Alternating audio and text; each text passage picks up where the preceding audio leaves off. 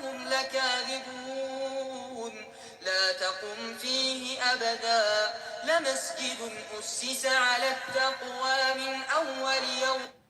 Can't do that shit. No, the thing I couldn't fix was I couldn't diagnose that it was the pressure switch that was causing him the trouble the whole time. And I called my buddy over, and he does that shit for a living, working on wells. And he had it figured out in 30 minutes. You know, and I just put a new pressure switch on it. And the whole thing turned all back on. I didn't realize that because of the freezing and the snow and the shit, that it caused the pressure switch to freeze and then lock. And then when it locked, it corroded.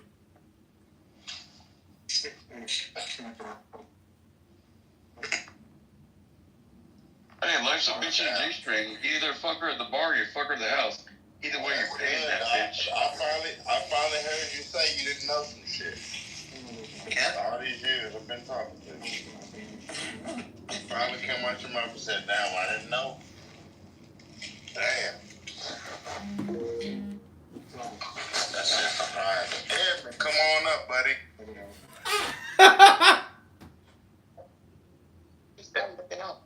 Edmund. Yeah.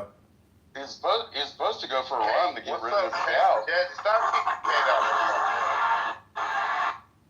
What? Stop kicking Kate out, friend.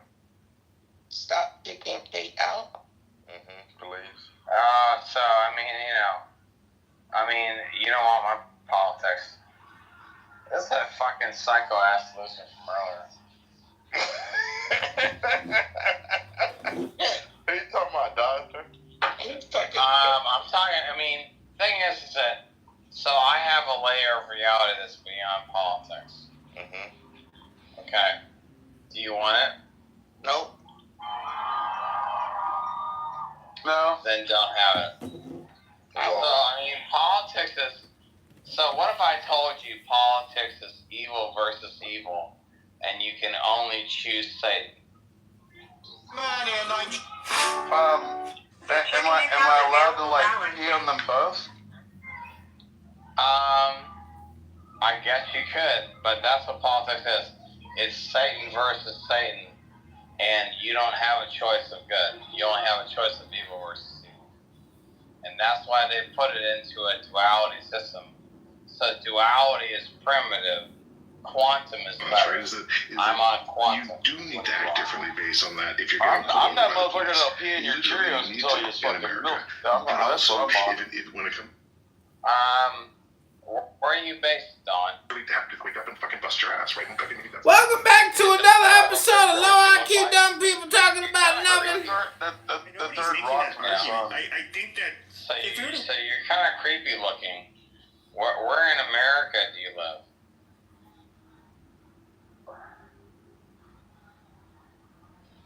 Why, you want to come date me? I'm not a faggot, but are you can say like the Northeast, the Southwest, Texas, just any, even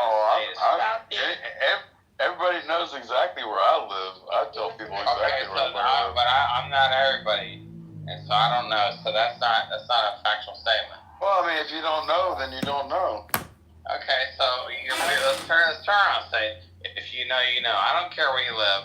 Anyway, the bottom line is that, Trump is doing things to America that, Trump is the Antichrist, and he's going to destroy the world. No, the Antichrist is described as people believe that he is God. I don't think that any Republican MAGA thinks that Trump is God. You Democrat leftists think that we think that he's God, but that's just you delusional because you don't know what God is. Because can I tell you what he'll do? What he'll do is he'll come out with the mark of the beast, which I thought was the vaccine, but maybe not the vaccine. What it'll be is, he already said he's going to set up a central bank cryptocurrency reserve. He's going to set up a microchip. He invested $100 million. Is this your burner account, Dr. Sasha? So he's going to set up a whole thing where you have to buy or sell via a microchipped central bank digital currency via him, so he becomes the Antichrist. Because in the Bible, in Revelation, it says you'll only be able to buy or sell via the Antichrist. You have three. Wow. That's scary. It's Larry. I got 4 rooms going. No, I said, wow, that's a hell of a correlation. That's fucked.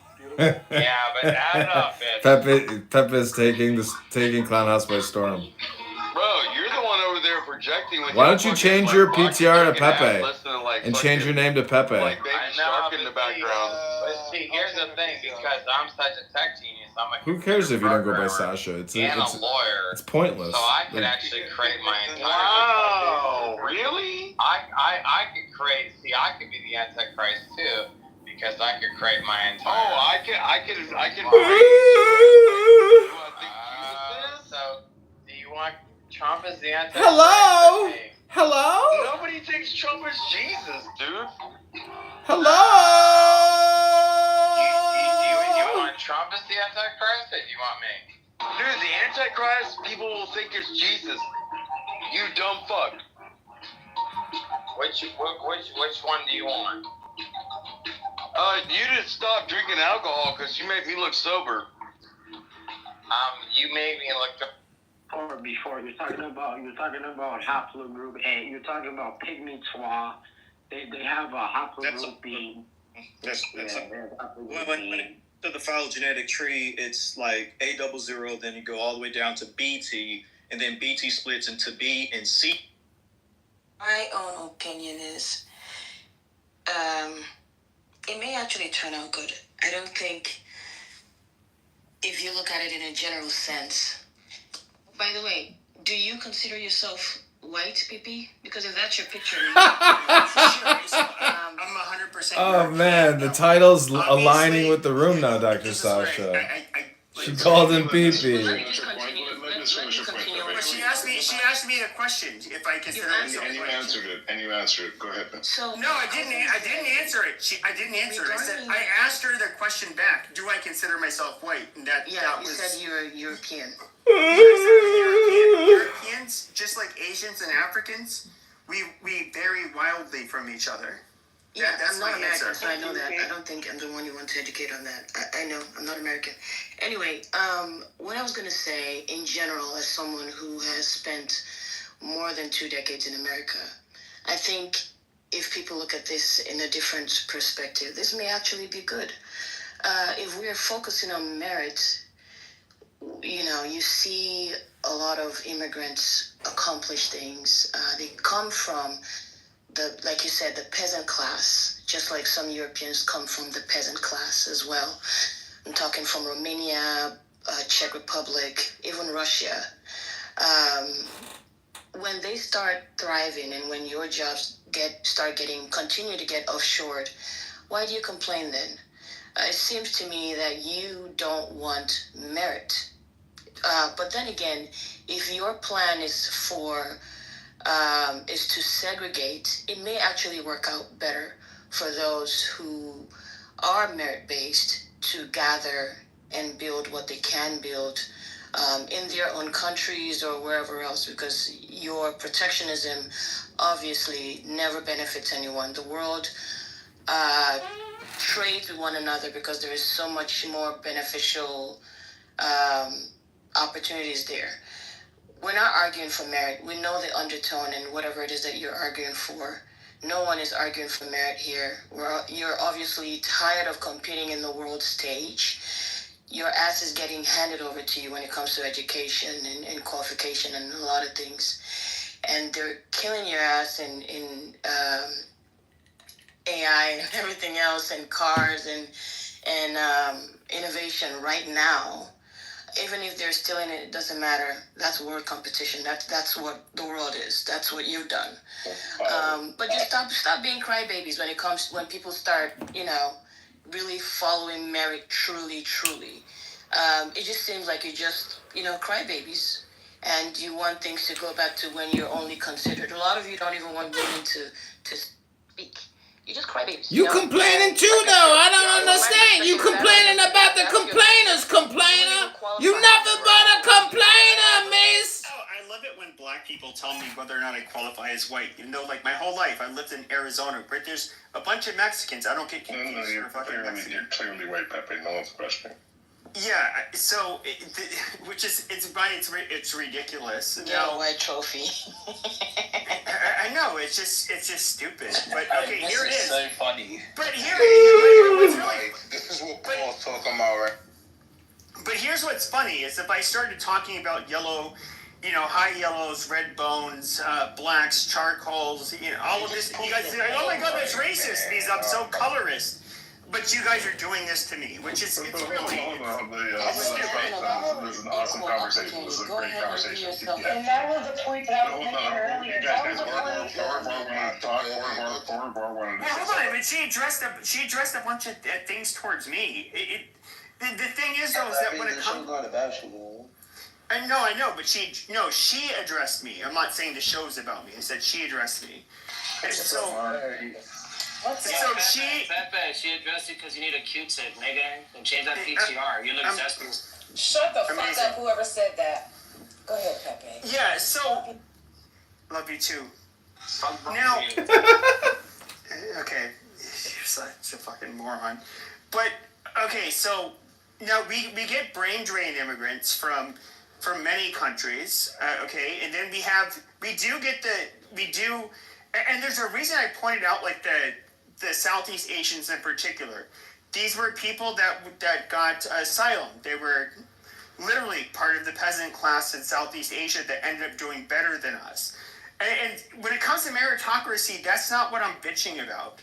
But I would say that, like, when I hear people like this last woman, Miss, it's just like, okay, well, you guys have your countries where and of course, she's always going to have a double standard, where if they're people of European heritage that founded these countries, or they're indigenous to the countries, such as the countries in Europe, that somehow they should be welcoming of everybody, and they should be willing to be demographically replaced and compete with everybody and so forth. But whether you're anywhere in the political spectrum, there's no racial group that is going to be okay with like them being demographically replaced. Like, this is where the hypocrisy really sets in. You guys don't want. Because you said demographically replaced. What are you concerned about? Being demographically replaced by short-feeted people versus big-feeted people? People who racially and ethnically. Okay, so let me ask one quick question. Why are you more concerned with racially, like, white versus black rather than rich versus poor? Like, which one impacts your life? Like, why wouldn't you be more concerned about the segregation and delta between rich and poor versus black and whites? Sure. So I think feeble-minded people focus on the rich versus poor. But what's happening is that, okay, especially if you look at the people that are largely in power, there's a reason why they mainly want us to focus on race. They don't want us to focus on rich versus poor, which is where I will concede to your argument. However, they're more than willing. They're more than aware that the diversity that mass immigration brings sows the chaos that ends up absolutely dissolving any social cohesion that exists in any given nation. I don't disagree, but I reiterate the question. Why do you focus on race versus... Sure, but the thing is, though, is you have to focus on... Yeah, hold on a second. There's a reason you have to focus on both. Like, even 4 years ago, when it comes to... And these are the leaked emails with Jeff Bezos when he was trying to union bust. He said, like, no, we need to continue to further have more diversity because the lack of cohesion it will create is, they won't be able to form a fucking union. When it comes to the wealthy, they weaponize a lot of basic shit, such as like, hey, look, a lot of us, we identify with our community. We don't hate each other. I don't hate black people. I don't hate any group of people. But they are going to weaponize. They are, when it comes to sowing division, in order for them to stay in power, okay, and make more profit, they're going to weaponize it. because perfect. So you're a it's- troll it's- of the it's Red, and not you're natural. propagating their division. This one. Absolutely not. Absolutely not. Okay, so regarding what he's talking about, I actually do not have a double standard. I agree with you in some aspect. No one wants to be replaced. Okay, let's just be freaking objective here. No one wants to be replaced by another ethnic. Did you say something, Dr. Sasha? But it just seems like that's what you're doing. You have. I know, it's you really say you're stupid. American. You have replaced the Native Americans in this land. Well, do you not understand that I produce a show called Low IQ Dumb People that talk about nothing and waste their time? I know. Hey, finish. You are doing exactly what you're bitching about every day. Like I said, you're just crybabies. You're doing exactly what you're bitching about. I don't want to be replaced in my own native land. Really, you're smarter than And this. this is not, America's not my native land, so I don't give a shit, about the shit that you're fighting for. But what I'm talking about is you're crying about the same thing that you have actually done and you continue to do and support others. That I've done? You're also supporting Russia invading Ukraine. Look, I don't support you're that. just I'm a pro-Ukraine. crybaby. You're just I support a crybaby. Ukraine. What are you talking about? You're not making any logical sense at I am making perfect logical sense. That's why you said you agree. She didn't overtalk you not once. Why do you keep overtalking her, bro? She didn't overtalk you not once. Why do you keep coming off the mic? Because he's a crybaby. He's a crybaby. Let her talk. She be quiet while you were talking, and you want to talk the whole damn quiet. time. I love your English. I don't give a fuck. She be quiet. She was quiet. You're loud. So let her talk. Let her get her point across. Why do you keep She got her overtalking? point across. She could have, because you keep interrupting her. Okay, you're being a hood rat. Amazing. No, I guess so. You are too by interrupting people. So I guess we're both being hood rats right now. Guys, hold on. This is Talking Apes. Women don't need a big mic, miss. Please go ahead and finish, and no one interrupt her, So please. just to conclude, it's just quite interesting. I do agree and I do sympathize with you. If you feel like you're being replaced, no one wants to be replaced. And I'm not even being sarcastic here. But it's just quite interesting when it comes to your own situation. You said there's some of these people came from whatever, Sasha, this slums room will from go their for country. hours. This is how automated I'm stupidity works. 100% sure. I don't know you. Run for your life, Also, Dr. your Sasha. I'm headed to the came from gym. slums as well. And you have taken over someone's land. And here you are, bitching and crying about Sasha, someone go read else your coming kids to a your book. land. Be a fucking man. What's wrong with you? Get the fuck out of here while you can.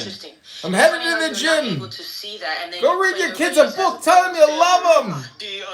Live your best life now, Dr. Sasha. You still own the banks, you still own the money, you still own the land. How come you're Run crying for over your people just life, trying to make a Dr. living? Sasha. Are you They'll afraid never of the stop. real merits? They'll Are you never afraid of stop. competing on an actual world They stage? will go for hours That's why you're and crying hours your fucking and power hours. and do what you Run, do. Dr. You've Sasha. already done. You've Run while you worked still for can. race of people and giving them a couple of lands in off the road places, and here you are bitching over a bunch of immigrants surviving just the same way they're surviving everywhere else, the same way your ass survived in America too. One of the only ones That's that I funny. really enjoyed. Okay, so I'll respond to that. So first of all, yeah, the Native Americans were obviously here first. The person with my last name who came here in 1605, they happen to be French.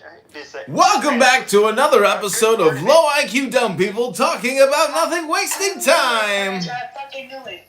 Yeah, amazing. So came in 1605, 14 years before the first Black American. Okay, I'm headed to the gym, Dr. Sasha. I hope they don't kick me so you don't get, so your live stream doesn't get interrupted. It's like the 1619 project is false now. Yeah, it's not false. Okay, no, here's Abraham. Dude, will you shut the fuck up? سيقولون الله فقل أفلا تتقون فذلكم الله ربكم الحق فماذا بعد الحق Hello? What's up, bro? So I got a Pepe. I got 4 or 5 Pepe rooms open. We got Dr. Sasha in there. We were just live streaming Dr. I thought Pepe. you just closed the rules. This the Diego I was thinking y'all niggas was talking about the whole time. This Edmund. It's a Nura.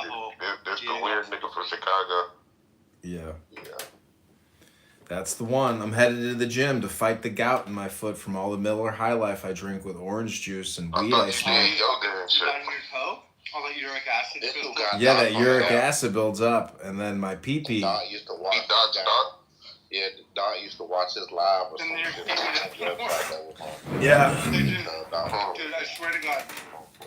And when the room that I'm in, he does going take to care the of his chat, gout, but just, copy and you know, paste he that, overindulges on the alcohol, but just YouTube video causes some uric and watch acid it at some buildup. point. I really more enjoy gas. that. Yeah, It's a Well, good one. it's uric acid, like Like mercury malt and liquor. nitrogen.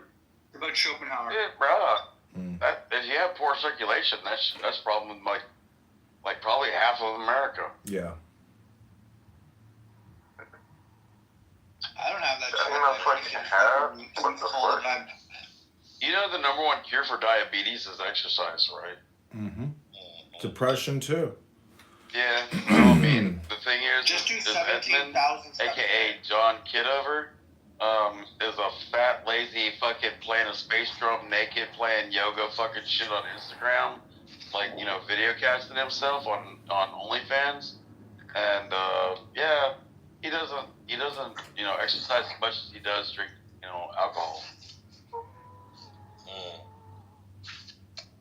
And yeah, that's me calling you out, John. Go to the gym. That's I've okay. been on this app for the longest and I just found out what the fuck music mode was.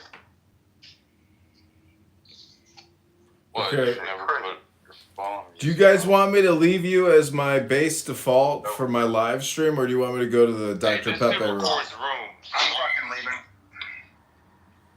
I don't want you to leave doing anything other than No, that was just Dr. leave. Sasha. Get the fuck out. Dr. Sasha left. Yeah. No. You could just Yeah, they tired Jesse ass so.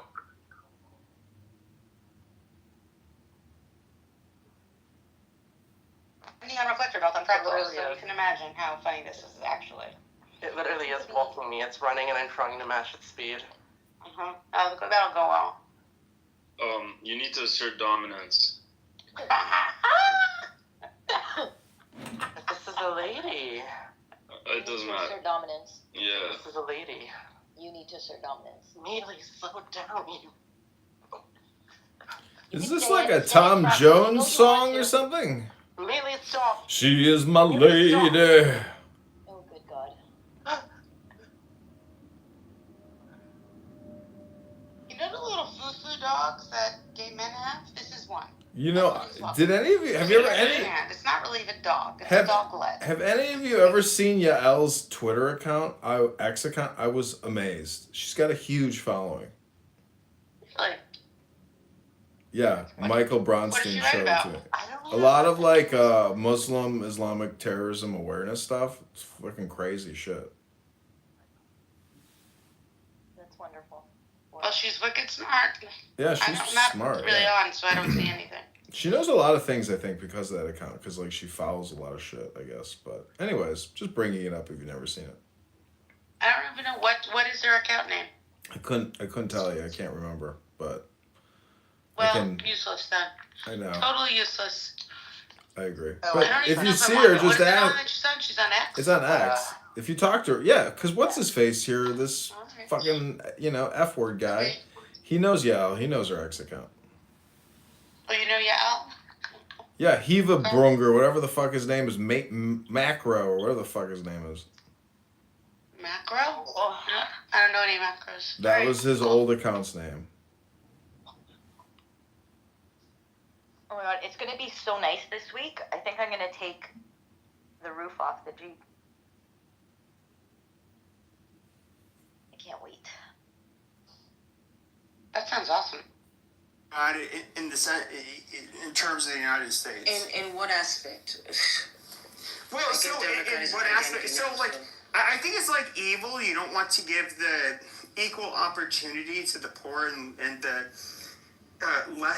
least advantaged people. You want them Poor or white or blacks? poor. I said poor. Because it seems to me that, these people who claim that Democrats are socialists, that's actually what they are creating right now. They are creating a socialist community. If there are true capitalists, this is not the route to capitalism. This is absolutely a socialist. We're totally going China, Russia route at this point. That's where we're headed. I don't think capitalism is contrary to socialism. Do you feel that those are contrary things, Miss? No. But what I'm talking about is they're not about, because they're cutting out any opportunity for competition. They are cutting out any opportunity for competition. And it's now, so the government is basically controlling everything. That's what they're trying to do. There's no room for real competition and real talent. Sure. So you're kind of touching on the same point as me, is that, like, when it comes to the government, and by the way, I don't like libertarians, I for a lot of reasons, but when it comes to I'm against communism. I'm somebody who thinks I'm against socialism for the most part, but we can look at like SOCDEM countries, like in Scandinavia, where, you know, everybody I know that's been there, I've never been there, they say like you don't see homeless people. People are rather taken care of. They have a robust safety net. That is fine in my book. I'm not even necessarily against high taxes, which is like a boogeyman for somebody who's in the Republican Party. I'm somebody who thinks that, like, okay, when it comes to those that are in need, that need the most help, I'm absolutely for helping them. I think, like, children that grow up in economically disadvantaged situations, we want to try to help at least level the playing field so that they can have the same opportunities as other kids. To me, that I don't know, but I guess somehow this makes me a fucking Nazi. I don't get it. I don't think you qualify as a Nazi. I want to correct you, if I could, for a second. The 1619 Project only emphasized a certain specific time dealing with the British Empire and the British government, but there were so-called black people coming in. There were the Blackamoors that came in the 1500s. There was also the Portuguese who were bringing in East Africans from Zanzibar that brought them into America and settled them in North Carolina. They were indentured servants, and they were to build the Portuguese ports and the Portuguese settlement or colonies at that time. And that was in the 1400s, late 1400s. So, and also you have the reclassification of indigenous people here who are dark-skinned, but in order to take their land, the United States government would come in and they would reclassify them as mulattoes or freedmen, basically saying that they were black and therefore they could take their land. This went on all the way up to a gentleman by the name of Walter Plecker, who also continued that in the 1950s of reclassifying dark indigenous people as Negro or colored.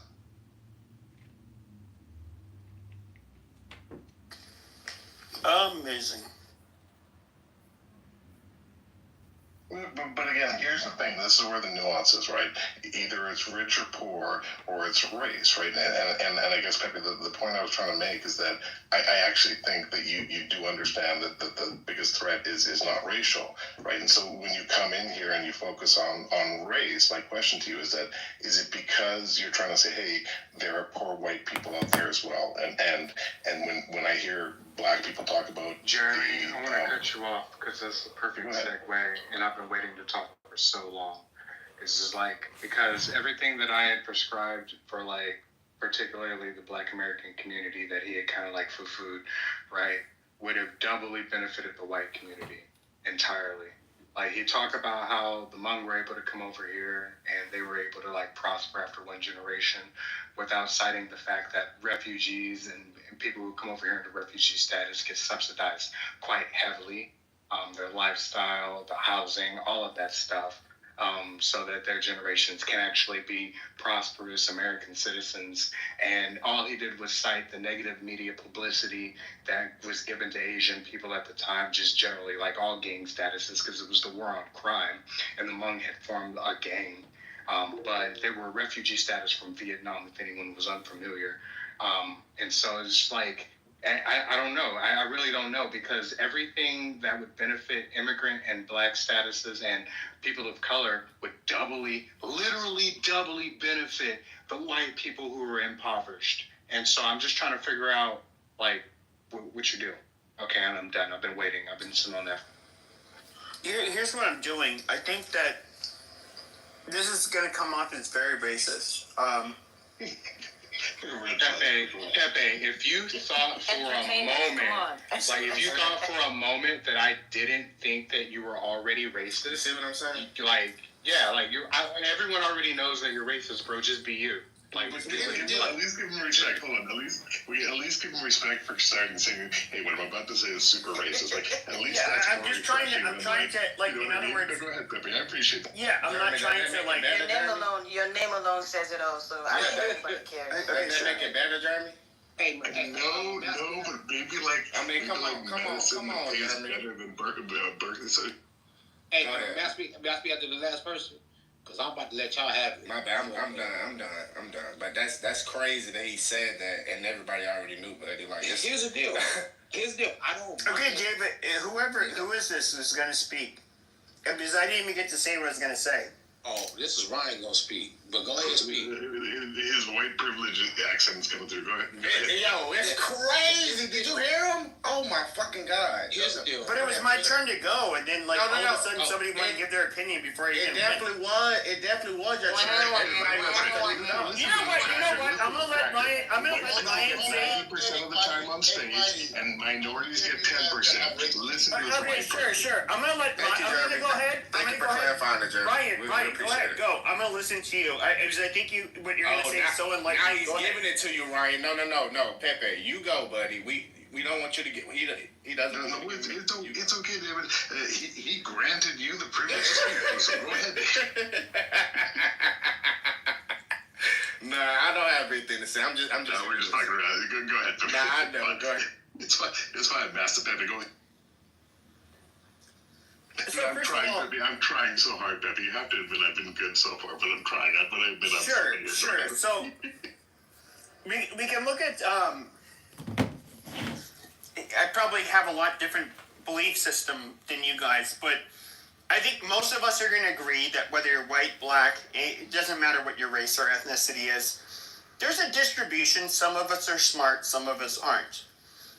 Now, when we get from certain countries, when it comes to, we can look at Nigerians, we can look at certain groups of people, we tend to, the hurdles are set to a point to where you would basically have to be the more intelligent and industrious of those people. And they're going to far surpass Americans. But Jesus, Pepe. I don't remember. He threw me off. Like, let me ask you a question, Pepe. Okay, all right. What's the question? If Americans are an amalgamation of generations after generations of immigrants, right? And the original Americans are not replicating enough to, like, be that population, what are you talking about? America is designed to be replaced by immigrants. That's how it's designed. Legal immigration is the number one way that this population has been able to flourish ever since they abolished slavery. That's been, like, we replace slaves with low labor immigrants. So, like, you're afraid that more of America would continue? No, like, it's a thing that Europeans created and now they're afraid of, and all you're doing is projecting that onto us. Like, Europeans created an immigrant nation, and now the immigrants that were populated by the European nations are afraid that they're going to be replaced by immigrants. Do you hear yourself right now? Like, this is a problem that y'all completely created, and all of us are just sitting back and watching y'all live with it. You're the one that's fucking complaining and trauma dumping on everybody because you're afraid to lose this ill-gotten nation that you've got. So completely fucking miss us with that shit, bro.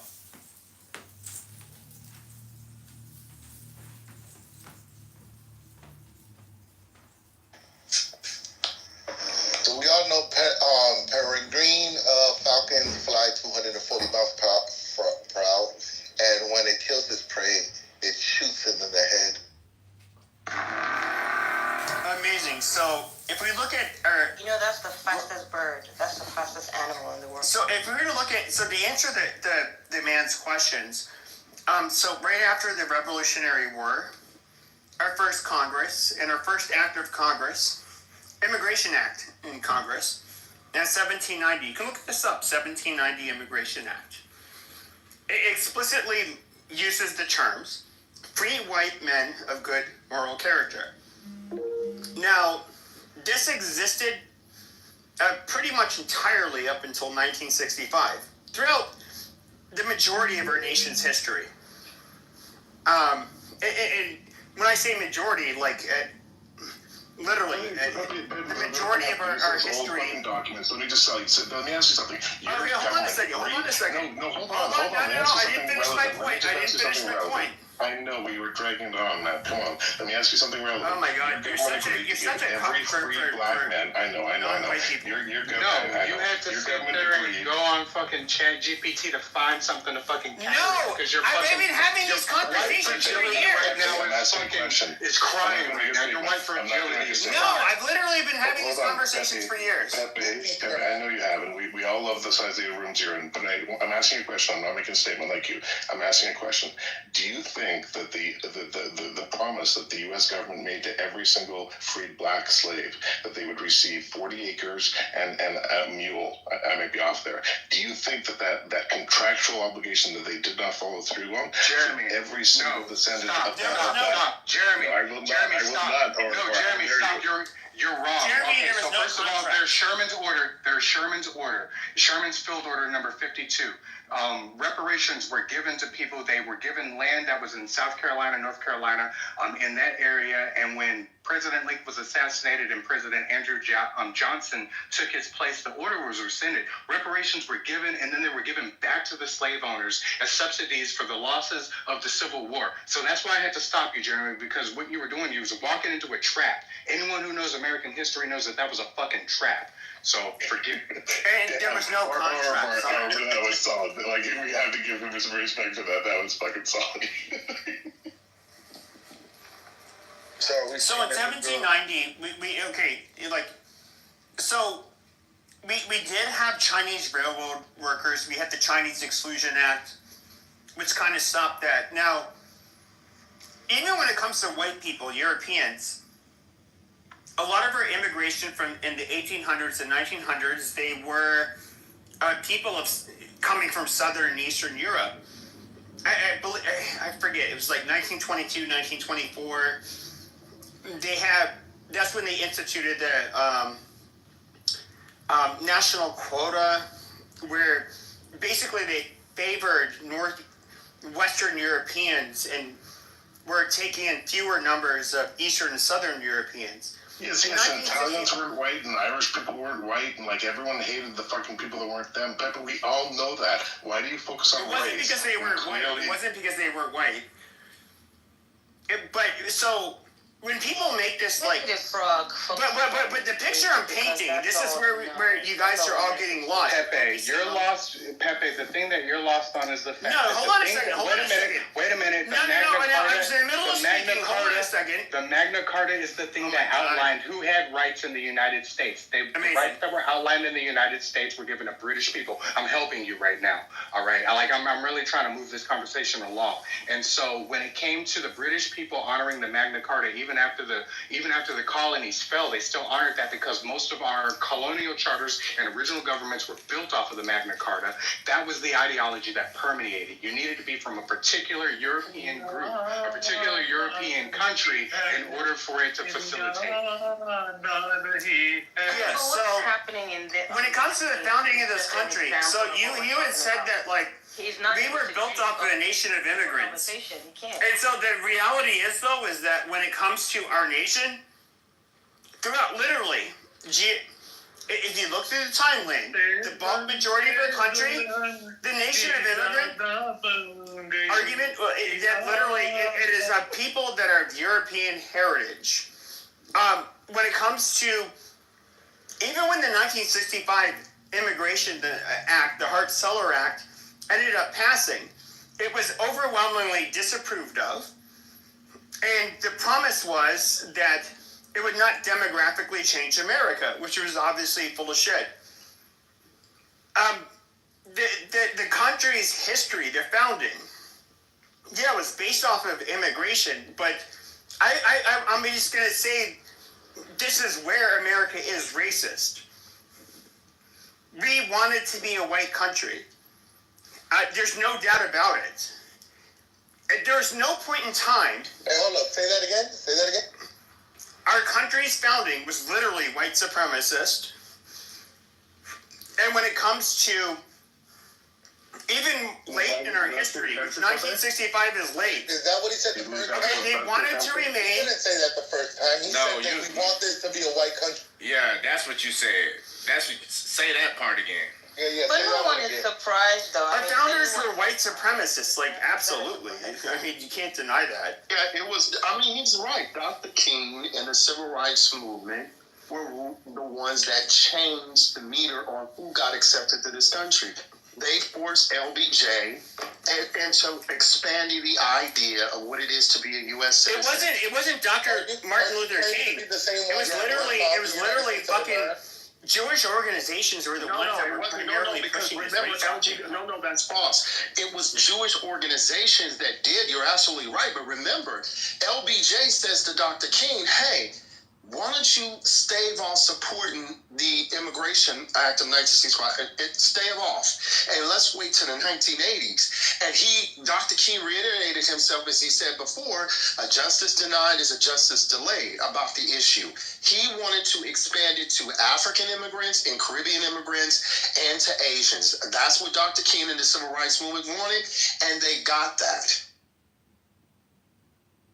So in other words, you're basically agreeing that white people in the United States that were the overwhelming majority did not vote for us. They did not vote for us becoming a multicultural society that would let in floods of immigrants that are ethnically and racially different than us. Remember, LBJ said... Okay, so in other words, so your claim would then be that black people somehow... used their lever of power to allow non-white immigration to the United States. Yes, let's not talk history. Okay, this is his claim. He agreed with it, so I'm just going to let it go there. Why do you have such a hard-on for black people? Why do you have such a hard-on for black people? Because let's admit that I'm not going to say. I don't think it's black people that did it, but he's claiming black people did it. Pepe, can I just ask you one quick question? What do you think is better for America? Like diversity and inclusion and or do you think that the white only thing of your founders is better? What do you think is best for America? I'm genuinely curious. Okay, sure. I think that there's a level of diversity that is needed, but the overwhelming majority has to be of a particular ethnic group. And I would not say that that is the same with whites. I would say that is literally the same with every ethnic and racial group in the world. I don't hold the double standard. So Pepe, can I tell you something? No, let me level with Pepe. Pepe, you're not talking to just like some random person. Like I'm a former Marine. I absolutely love my country. And so let me absolutely level with you. When the United States was created, they created a new motherfucking ethnic group based on an ideology that was going to spread capitalism through democracy. All right? I'm afflicted by it. You're afflicted by it. Every fucking American is afflicted by it, be it the holidays that we celebrate, be it the jobs that we perpetuate because we're trying to reach this higher level because of this meritocracy that you keep boasting about. Okay, it's the ideology that's being permeated throughout the world that has people wanting to cross 10,000 miles to come to these borders, to be rejected, to come back, to be rejected, to come back.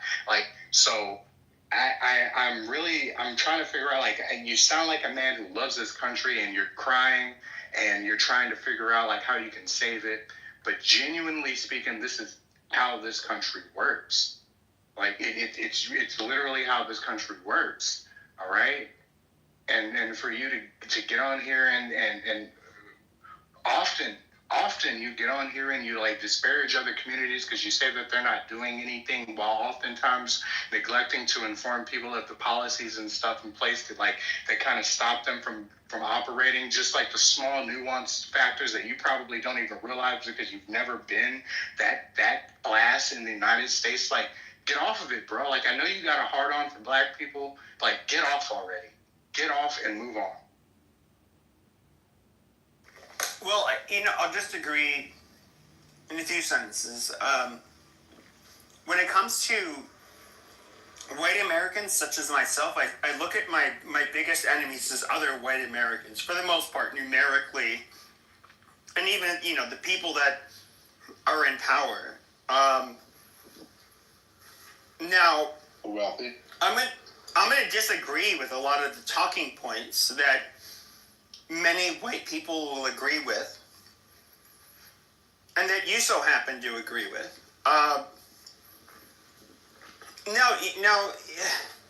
Here's the odd thing. When it comes to African Americans, which I talked about our immigration policies. When it comes to slaves and they were freed, which I think slavery was horrible. I think blacks, or I should say slaves, should have been freed. I'm for that.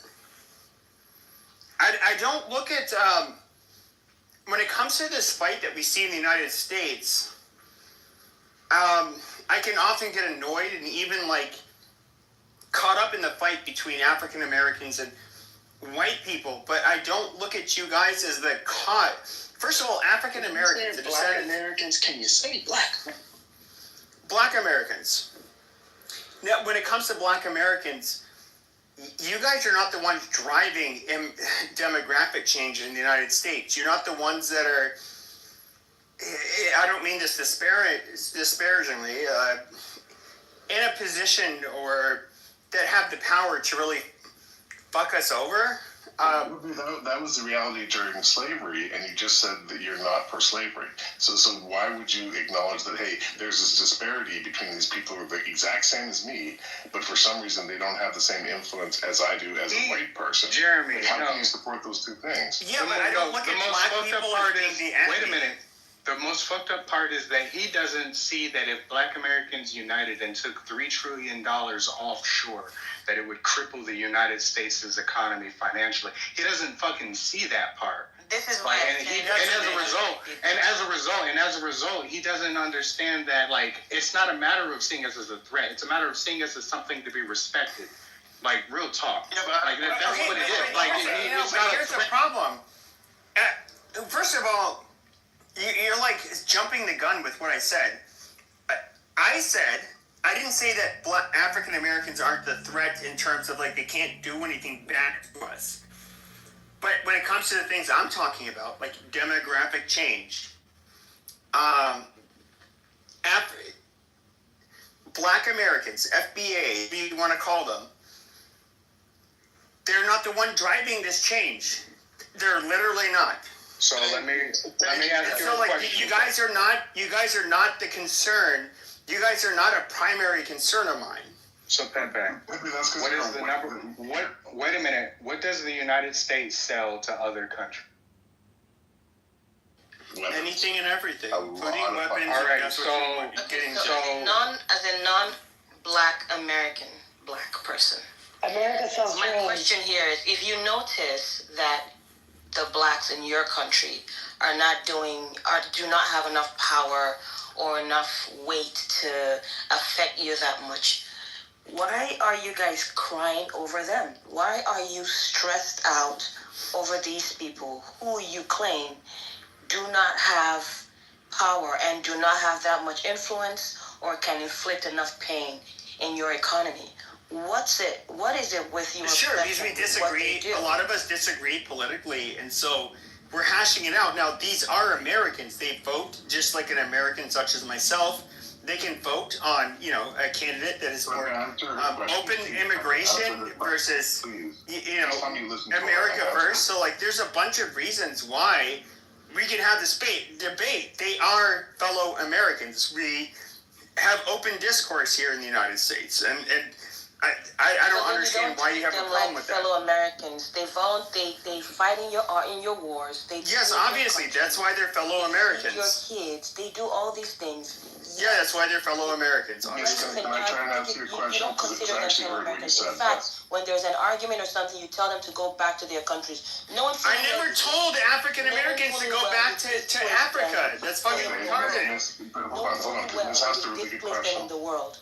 But suddenly you're claiming in this. Nobody said the descendants of slaves have to go back to Africa. I'm not no fucking African American. I'm not from Africa. I'm from fucking America. What the fuck is you talking about? What the fuck is you talking about, dude? Exactly. You don't look at. Okay, so stop fucking calling me African American. I ain't gonna fucking talk. We don't look at FBAs as being foreigners. Like, this is where this part is really weird. We don't look at them as like needing to go back to Africa. Their ethnogenesis is here in the United States. But hold on, because Miss asked a really good question, right? Is Pepe, if your argument is that African Americans don't have the demographic or enough power in America to influence things, right? And Miss is saying, then, like, as a white person who you think is in power, like, why would you give a shit about them? Like, why wouldn't you sit here and say, hey, I'm going to rage against the rich people who actually have the power, and you as a poor little white guy don't have any fucking power. So why would you rage against the black people who you were saying don't Why do you have to throw in, like, stupid, like, little insults, like, poor little white people? Like, come on, dude. Like, I've been in good faith. But hold on, and this is the point that I'm trying to make. So I was not being disparaging against you, leftists, or black people. I didn't call them monkeys. I didn't call you low IQ. I didn't do any of that shit. So I suggested that you're not a super wealthy white person in America. Am I wrong? I'm not a super wealthy, but you said poor, and it's just like, come on, dude. Like, that's just... Yes, because I'm implying that you don't have power despite the fact that you're white. Well, yeah, 99.99% of white people don't have power. Like, that's fine. I'm not an exception to the rule. Like, well, maybe that's why they're crying. You know, because a lot of them are like. Because I'm not. So every crybaby. If you're not the 1 in 1,000, you're a crybaby. But the reality is that every black person on here, I can guarantee it, is not that 1 in 1,000 either. So let me tell you something. It's just bitching and whining for you when I hear this shit. Still, you're focusing on race and not focusing on the real issues, and therefore, this is where you're not getting it. And I've been quiet listening. I don't think you understand, like, the whole concept, bro, because the way you're explaining it just doesn't make any sense. It probably doesn't to a lot of people on the stage, but I've been doing this for years and years and years and years. Like, So why aren't you getting better, Pepe? What do you mean by getting better? Like, somebody should be much better with, getting us convinced. Because I'm not even African American. Oh, okay, but here's the thing, though, is that the one thing that what's really funny and what I find very ironic about the same people who say that they're fighting the power, they're fighting the resistance, they're fighting the wealthy.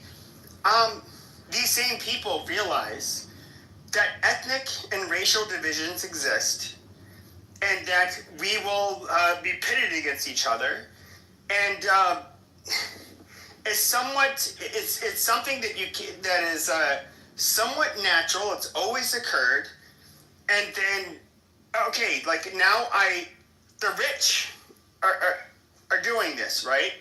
Now, as they're pitting us against each other, you guys want us to, I guess, concede that we should accept your values, your grievances, and reject ours? Like, no, that's not how it works. But what you're saying is white people have power in America. And if you look at the French Revolution, you look at the Civil Rights Movement, you look at any place where there was a massive shift of power between the minority that had the power and the people who wanted to make it different. Yeah, oftentimes it required the people of power to side with the people who had no power. The aristocrats in France had to, the rich, children of the merchant class had to join with the serfs and the poor in order to overturn the French government. The Civil Rights movement absolutely was joined by white Americans who said, "Hey, no, we want justice," right? And so, Pepe, yeah, there is a division, but either you side with the Nazis or you side with the resistance. You side with the civil rights movement, the people that marched with black people, or you side with the ones that said, "Fuck this little girl, she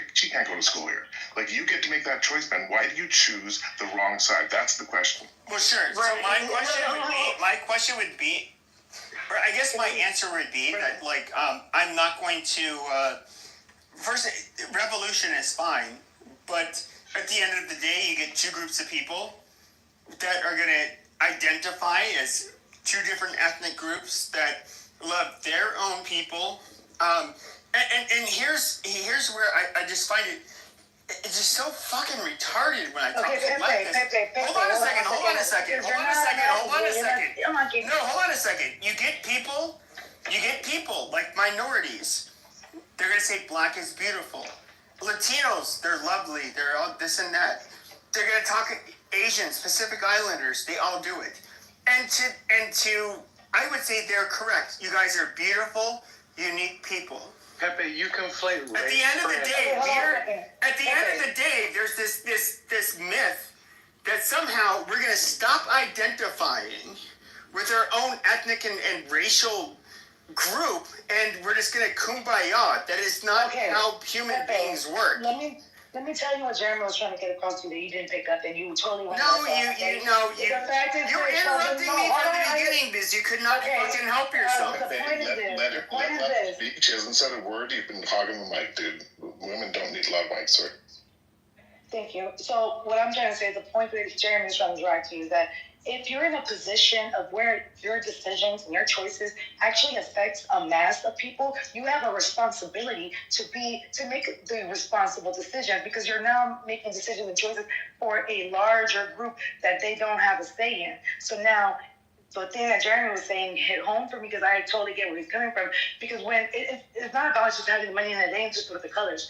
This is why the color, the racism, and the money, it's not about that. It's about doing something that's going to do well for everybody, right? Not just one group, not just this one, not just everybody, right? Because we're going to be all inclusive. We're not trying to divide and segregate, because this is why this is an issue. Why they put segregations into the system is because so that we can have a division, right? So now if you're in a position where you are given some sort of authority or some sort of like upper hand or some sort of like where you have to make a decision, it is your responsibility, no matter what industry you're in, no matter what job you're doing, no matter where you're at in your job.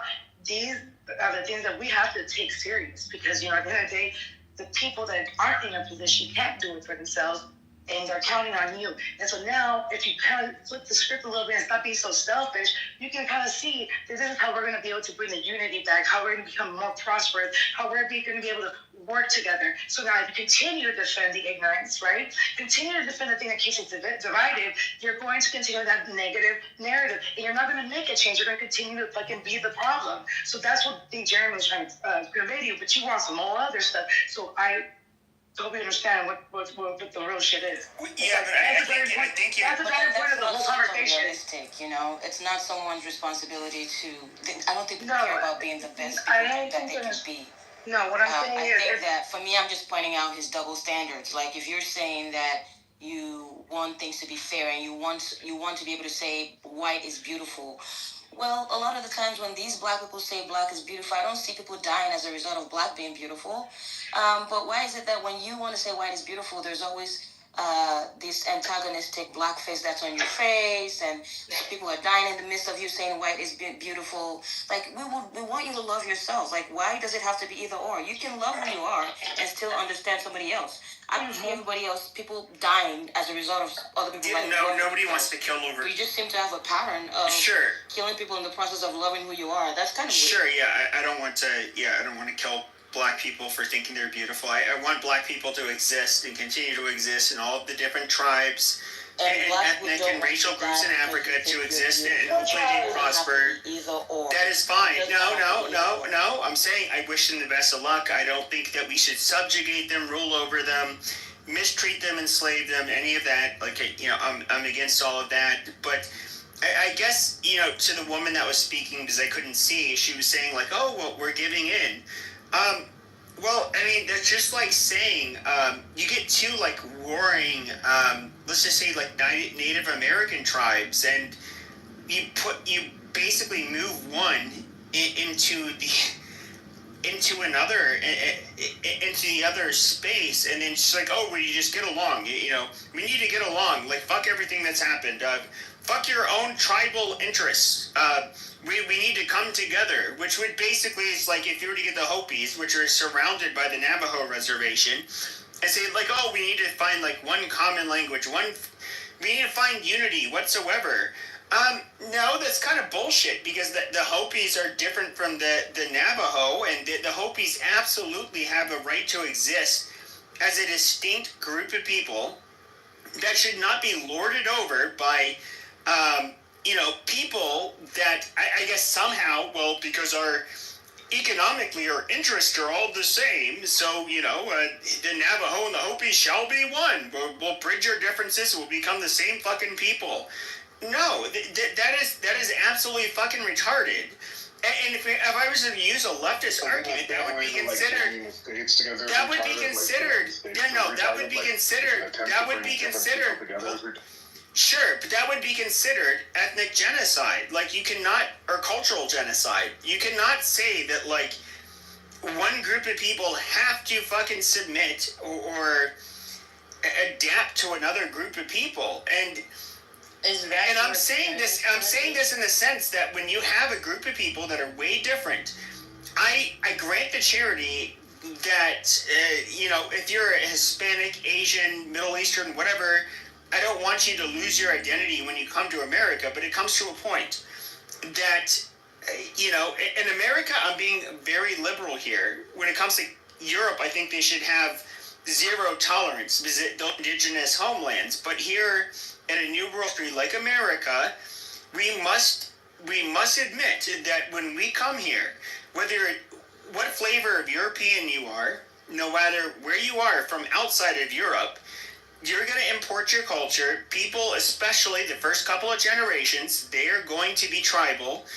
and they're going to try to change the country to adapt to them. And I would say even amongst white people, we've absolutely seen this. We were a country founded by WASPs, and then we had a large Jewish and Catholic immigration in the United States, which I would say did absolutely fundamentally change our fucking country. And if a WASP was to say to me, dude, you guys totally fucked up this country, I cannot in good conscience say oh no, but you're wrong. What do you mean? We made it better. I can absolutely see from a WASP point of view that us Catholics made their country worse. Pepe, the only pushback that I want to give to that is you're ignoring the fact that the United States was a slave nation that... I'm not ignoring that. We're a white supremacist. No, let me finish. We were a white supremacist country that got black people to be slaves. No, don't put words in my mouth. I'm not even trying to say supremacy. I'm saying we absolutely were white supremacists. This is my turn to talk. You're ignoring the fact that this nation is an immigrant nation. You even said yourself, your people immigrated here from 1605. So what you're doing is gatekeeping the foundational policy of this land. When everyone made this agreement that they were going to steal this land from the Native American, it was an open agreement that it would be a free land for Europeans. All right? And now what you're doing, fuck Africa, fuck South America, fuck all those other countries. I want to point out the fact that you're going against your own goddamn interests right now. That this entire economy is built on immigration, and I want that to sink in. Everything that we've done, all of the low-hanging jobs once slavery was abolished, fell to immigrant classes. And the entire philosophy and principle behind the American dream was something that was sold to immigrants coming over here from nations that crippled them on their growth, their ability to obtain their ability to obtain resources and generational wealth and stuff. That's everything and that's the question that I was asking you. What do we sell to other countries. We sell it now, even through our social media. We sell a better life, and it's not because we're against immigration. We're not against people coming over here. You're going against this nation's founding philosophy. We're against illegal immigration because illegal immigrants don't pay taxes. You're missing the fucking point entirely. No one gives a fuck about people who come over here legitimately, all right? But you keep kowtowing and you keep bringing race into the equation because the real question is fucking poverty. The nation is an immigrant nation, so you can't be afraid that people come over here and bring other ideologies because that's baked into the fucking program. Okay, but once again, you're just mistakenly it's so wrong. We were literally founded by white supremacists, black people. They were less than human. Why do you keep bringing black people into this? Okay, because no one's fucking talking about black people right now. Because we have to do it. Because we have to. Why? We have to walk through this. All you're doing because is you said we're a nation of immigrants. You're chimping out. Just let me finish. So you said we're a nation of immigrants. Now we have to walk through this. Brother, this is going to degrade really quickly if you're going to get your clown suit on, brother. Let's keep this above. Let's try and keep this. And I'm trying my best, man. I'm trying to be better than you, Pepe. And we can both unleash, but let's not do it, man. Let's have this constructive. Okay, so we can look at how white people treated black people. I would say they did not treat them as if they were human. I think we can all agree with that. I don't agree with that. Amazing. So even after the Civil War, okay, our first Congress, which was elected, our first Immigration Act, 1790 said only free white men of good moral character can come into this country. Now, this persisted until 1965. In other words, the majority of our country's history. So our founders were literally, and when I say founders, the people that fought, that not only came here as settlers, but fought in the Revolutionary War, and they were the literally the founders of our government after the Revolutionary War, or War of Independence. They only thought of this country as being for white people. That's not true. It is 100% true. Our laws literally reflect that. Addicts. Amazing, but you're trying to. Are you familiar with Crispus Attucks? We were a racist country. Are you familiar with Crispus Attucks? Sure. So we were literally. Just listen to what her question was, man. Are you familiar with Crispus She cut me off. She cut me off. I'm not going to acknowledge the question. White privilege. Everyone's cutting people off tonight, man. Just back it, man. Just let the sisters speak, man. You've been dominating the stage. So let this conversation go ahead. Well, I'm the only reason the American Revolution even took place was because of a black and indigenous man named Crispus Attucks. I don't know why people forget that a lot of this stuff that was what we call racialized and stuff didn't really occur until Bacon's Rebellion. That's when you started seeing the caste system. Oh yeah, we were never racist. Oh yeah, we were never racist. No. Because even one of the first, and a lot of conservative people will tell you this, when the first official or illegal slaveholders was a black man from Angola by the name of Antonio Johnson. Yeah, the white people were not. At the end of the day, a lot of the stuff that was racialized didn't happen until much later. Like I said, Bacon's Rebellion. Yeah, we were not racist. Amazing. Yeah, but you're just not real. I didn't say we weren't racist. I just think you're not putting it into context. Like, acting like it was always based on I'm actually helping, the people who want to say the founding of this country was racist and white supremacist, these leftists, these progressives, that were somehow able to... It didn't happen. Actually, we are. Actually, we were. You've literally spent 30 minutes saying exactly the same thing, right? And my point is this, man. Listen. Oh no, you cut me off right after she did. You literally cut me off right after she did. Aren't you Mexican?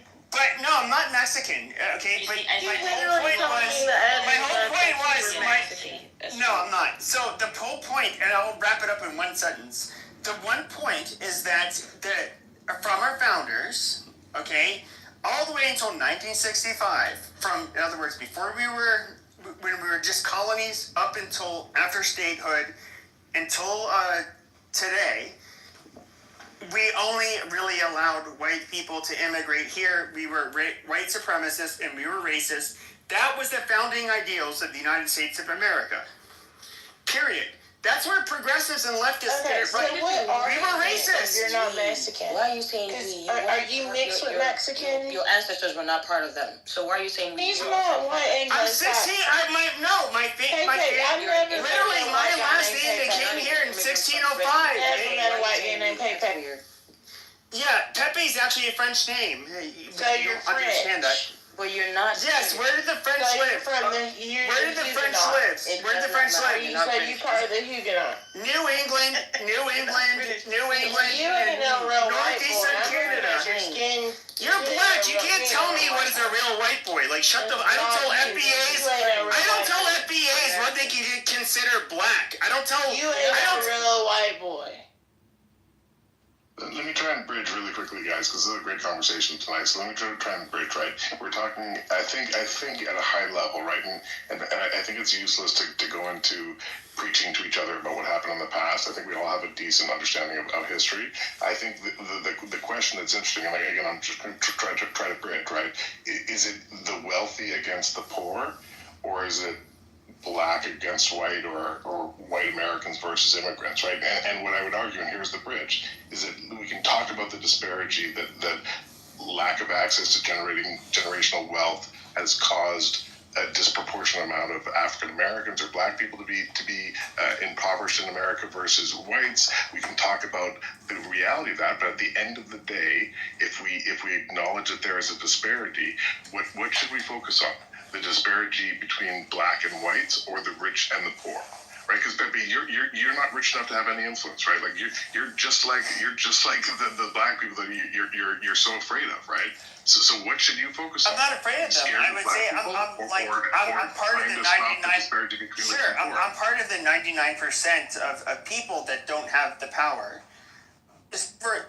Whether they're So that's my question. Like, why don't you? Why isn't every time I bump into you on Clubhouse, you're not talking about the disparity between rich and poor? Why are you always talking about black and white and being super racist? Because sure. So if we were to look at what you're seeing is the pandering, where you have the least capable and functioning groups in the United States, and it's just like, why are we as represented? I don't know, because black people don't tend to raise their kids like Chinese people. Just like white people don't raise their kids like Chinese people, yet Chinese people end up getting into elite universities at a much higher rate, commit way less crimes, have way less... obviously, you can say it's cultural, that's fine. But these Chinese people also, they don't have the out-of-wedlock childbirths, they don't have any... To the same extent, any of the problems that we have. Mexicans do. Yeah, I said whites and blacks. Yeah, I said in comparison to us. May I have the mic? Everybody's half Mexican, guys. Wait a minute. Don't let him fool you. Hold on, wait a minute. So, Pepe, this is the moment that we can grow from, because the opening statement that you said is, why do we need to talk about race? All right? That was what you opened the mic on, and I'm glad that we were able to come full circle on it, because what I hear from you as this conversation has progressed, shut the fuck up, all right? What I hear from you as this conversation has progressed is that you lack an understanding of other communities inside of the United States and the way that the I think you affected. do. I don't, because you keep comparing the Asian community, a community. What's the difference between the Asian community? I'm about to tell you. Actually. You're comparing the Asian community, the community that has been financially and backed by the soft power of China, Japan, of Korea. A community that after 1960 or 1950s, when the United States drove them into concentration camps, nations that were able to come back and say, no, you're not going to treat our nationalists like that, even if they're Chinese American, even if they're second generation, third generation. Economically, we have the ability to say something and do something. So you're comparing a group that has somebody that's systematically backing them, whether that be financially, emotionally, whether they're providing political support, with somebody who inside of your own country is telling you that we lack political support. And as I already came off of mic and told you, the people who are stating that political support, economic support, and other support is necessary are not the thugs who are caught up in a terrible lifestyle that, they're out here doing the things that you're talking about. It's the intellectuals that have risen to the position that they're able to say something to somebody, and those voices are being silenced. This is the part that you keep dancing around. Like, you keep talking about a community that's not actually talking about a problem. You keep talking about people that have baby mamas. You keep talking about people that aren't educating their children as if this represents 100% of the Black American community, and it doesn't. That's the minority of the situation, and I already told you that. So if people seem frustrated at you for being ignorant, it's because facts have already been outlined to you that you keep dancing over to paint some fucking bloody narrative. Well, then okay, sure, but here's where ignorance shines through. Do not matter. That's why I said he's a crybaby. Sure, so here's where ignorance really shines through. So we can look at New York City, for example.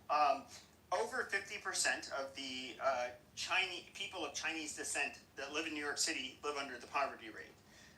They're much poorer than the white people that live in New York City, which don't live at the poverty rate. In fact, they tend to make far more than the average American. When it comes to Black people, it's rather mixed. I don't know if they live in a higher poverty rate, so I'm not going to comment on that. Now, the one thing that we show in New York City is that the Chinese immigrants, their children, clean white boys' clocks, period, and Black people by a mile. They do far better. Now, if you're to look at the number of hours that Asian children study in comparison to other ethnic groups in the United States, it's double that of white kids. Now, I guess what I would say is that why you have this group of people that live in poverty. You can say, oh, they're being propped up by soft money, whatever. No, that's bullshit. They live in poverty.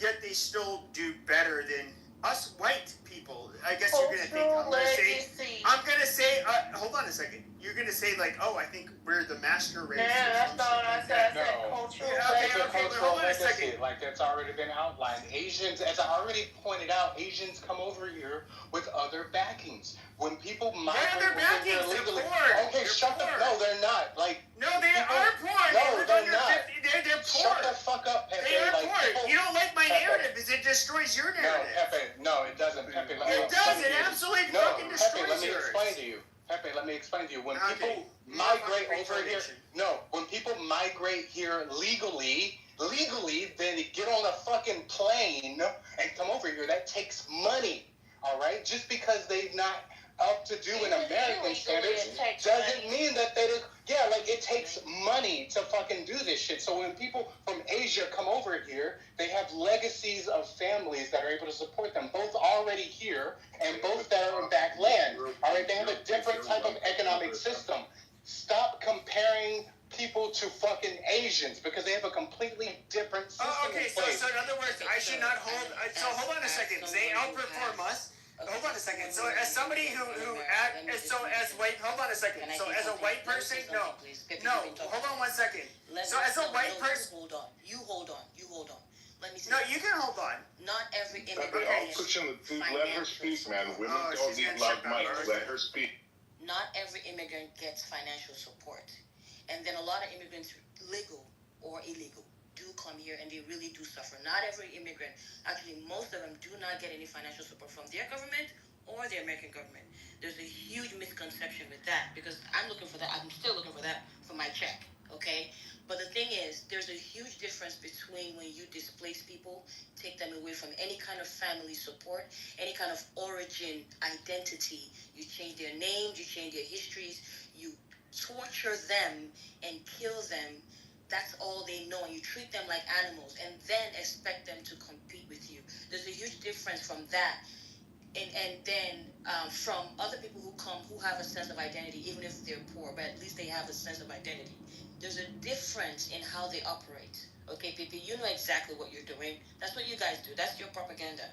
There's a difference. Even if they do not get any financial support as immigrants, there's still a sense of there's a certain sense of hustle, purpose, whatever that they feel, as opposed to those who are here, who have been mentally tortured and have mental blockades and feel like they can't do anything because they see their limitations every day, in comparison to an immigrant who doesn't see their limitations as much as those who have been here and all they know is limitations and suffering. Okay, there's a huge difference. That's why those same poor immigrants come here and they succeed in ways that you just described, because they have a sense there's something different. It's a mental difference that they're experiencing. Okay, you know why the black people here are not are struggling. You know the reason why. I don't think this is up for debate. But then again, that's the kind of conversation you want to have, because that's what you call merit. When you have a huge leg up and then the others have no leg up at all. That's what you call merit. Merit does not mean merit in your eyes. Merit means socialist help from your hand. You want DEI. The DEI you're crying about, that's what you actually want for yourself, as opposed to merit. Amazing. So the problem I would say with that argument is, number one, I would love for you to show a study where it says that a group of people who know their lineage somehow is going to be more prosperous. I mean, African Americans, their ethnogenesis is from here in the United States. And I would say out of every black culture in the world, African Americans are the most prominent of every person that's black in the world. But if I'll use your own argument against you. So when it comes to white people, why? And I was very specific when I stated this. Why is it that these poor people of Chinese descent, which of course to live in New York City, it's a very expensive place to live. And white people, on average, tend to be far more financially successful. Why is it that these people that live under, over 50% of them live under the poverty level, why is it they outperform white boys so well? Is that why you're trying to send them back to their countries? Because they really qualify. When did I say send them back to their countries? That's why you call them illegals. Because I didn't call them illegals. No, I never called them illegals. They're beating your ass. Nope, I never called them illegals. I said Chinese immigrants outperform us. So why do these privileged white boys not have the same drive as these immigrants that come in and succeed? I would say well, like I said earlier, these Chinese kids study twice as many hours. They culturally, I'm just going to say this, like culturally, in many aspects, they beat us metrically so well that they are superior culturally than us. I can't deny that. They have better outcomes. So then again, I struggle to make this a race thing, right? Like when I look at it, you look at the two countries like China and India, who both have billions of people. And to Orwell's point, like the ones that come in legally are the best of the best of the best, is the ones that have the privilege and the ability to float to the absolute top of billions of people trying to climb up there, right? And that's the reason why the majority of CEOs of the biggest companies in the world, despite them being American companies, are Indian, or and not 8th generation Americans, right?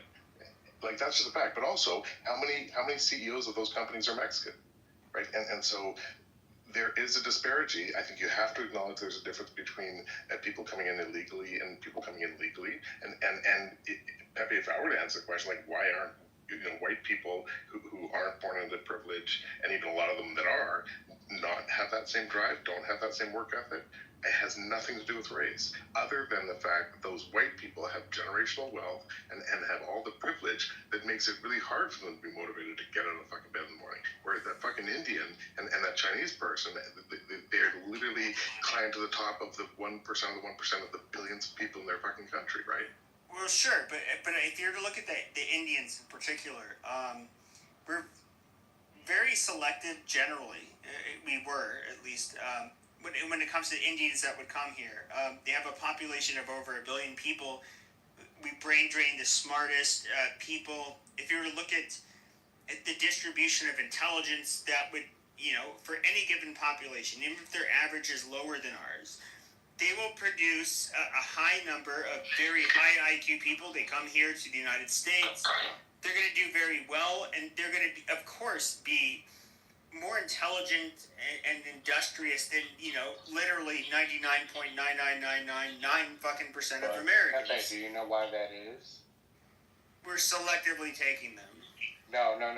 Do you know why they're producing such a high volume of highly intellectual people? Do you know why that is? I wouldn't say a high volume. I'd say they're producing. It's a proportionally. You just said it was a higher volume than what. No. I said no, not proportionally. I was saying if you're to look at their population, which is over 1 billion, we have 340 million, perhaps. Now with a population that's about 3 or actually almost 4 times the size of ours, despite the different distribution of I guess how they do standardized tests and all of that, they will, because their population size dwarfs ours, they will still put out a decent number of very intelligent people. Not per capita, but just... But why is that? Do you know why that is? Because there's so many of them. No, it's because we fund their economies so that they can do so. Because our intention is to create economic systems in other countries that produce people that want to come to the United States as immigrants, because immigrants are cheaper than American citizens, Pepe. Yeah. That's something that our government is literally perpetuating. We know that part. We know that part. But if we're talking about if we're talking about I think it was you that mentioned why are there so many Indian CEOs and all of this shit? Well, to me, it's kind of common sense. Why are there so many Chinese CEOs? Look at how many of them there are. They're going to, in comparison to Americans, there's going to be more of them. And the one thing, and I don't disagree with this, when it comes to the United States, we like to take the best and the brightest, and so we're going to have more minorities that are overrepresented in certain areas, especially in the STEM fields. Ooh, I would love to comment on that. It's an immigrant country. I already stated, we're an immigrant country. We are perpetuated. That's not me conceding to the founding fathers did not believe in what you would consider an immigrant country. They believed in an immigrant country based on white people. Now, I'm open to people that are not white, coming to this country, but to conflate when it comes to our founding fathers, the fact that you would say that they were for anything but having basically a white fucking ethno-state is retarded. You guys, but they were not your founding fathers. You're just a they weren't your founding fathers. I think Americans should claim their founding fathers, and you just need to leave them alone. Capitalism inherently breeds white supremacy because of all of the different facets of capitalism. First off, you want to outsource to the people who have the least type of rebuttal for your system, who will benefit, who you can make managers, who you can give titles, who can give status, that'll buy in to an American system. You don't want to necessarily make it available for the people, for literally the proletariat people who are going to revolutionize against the idea. So, it's built on racism, nepotism, anything to allow people who get down with the program a good spot so that they can support the people above them. And so the system cycle goes on.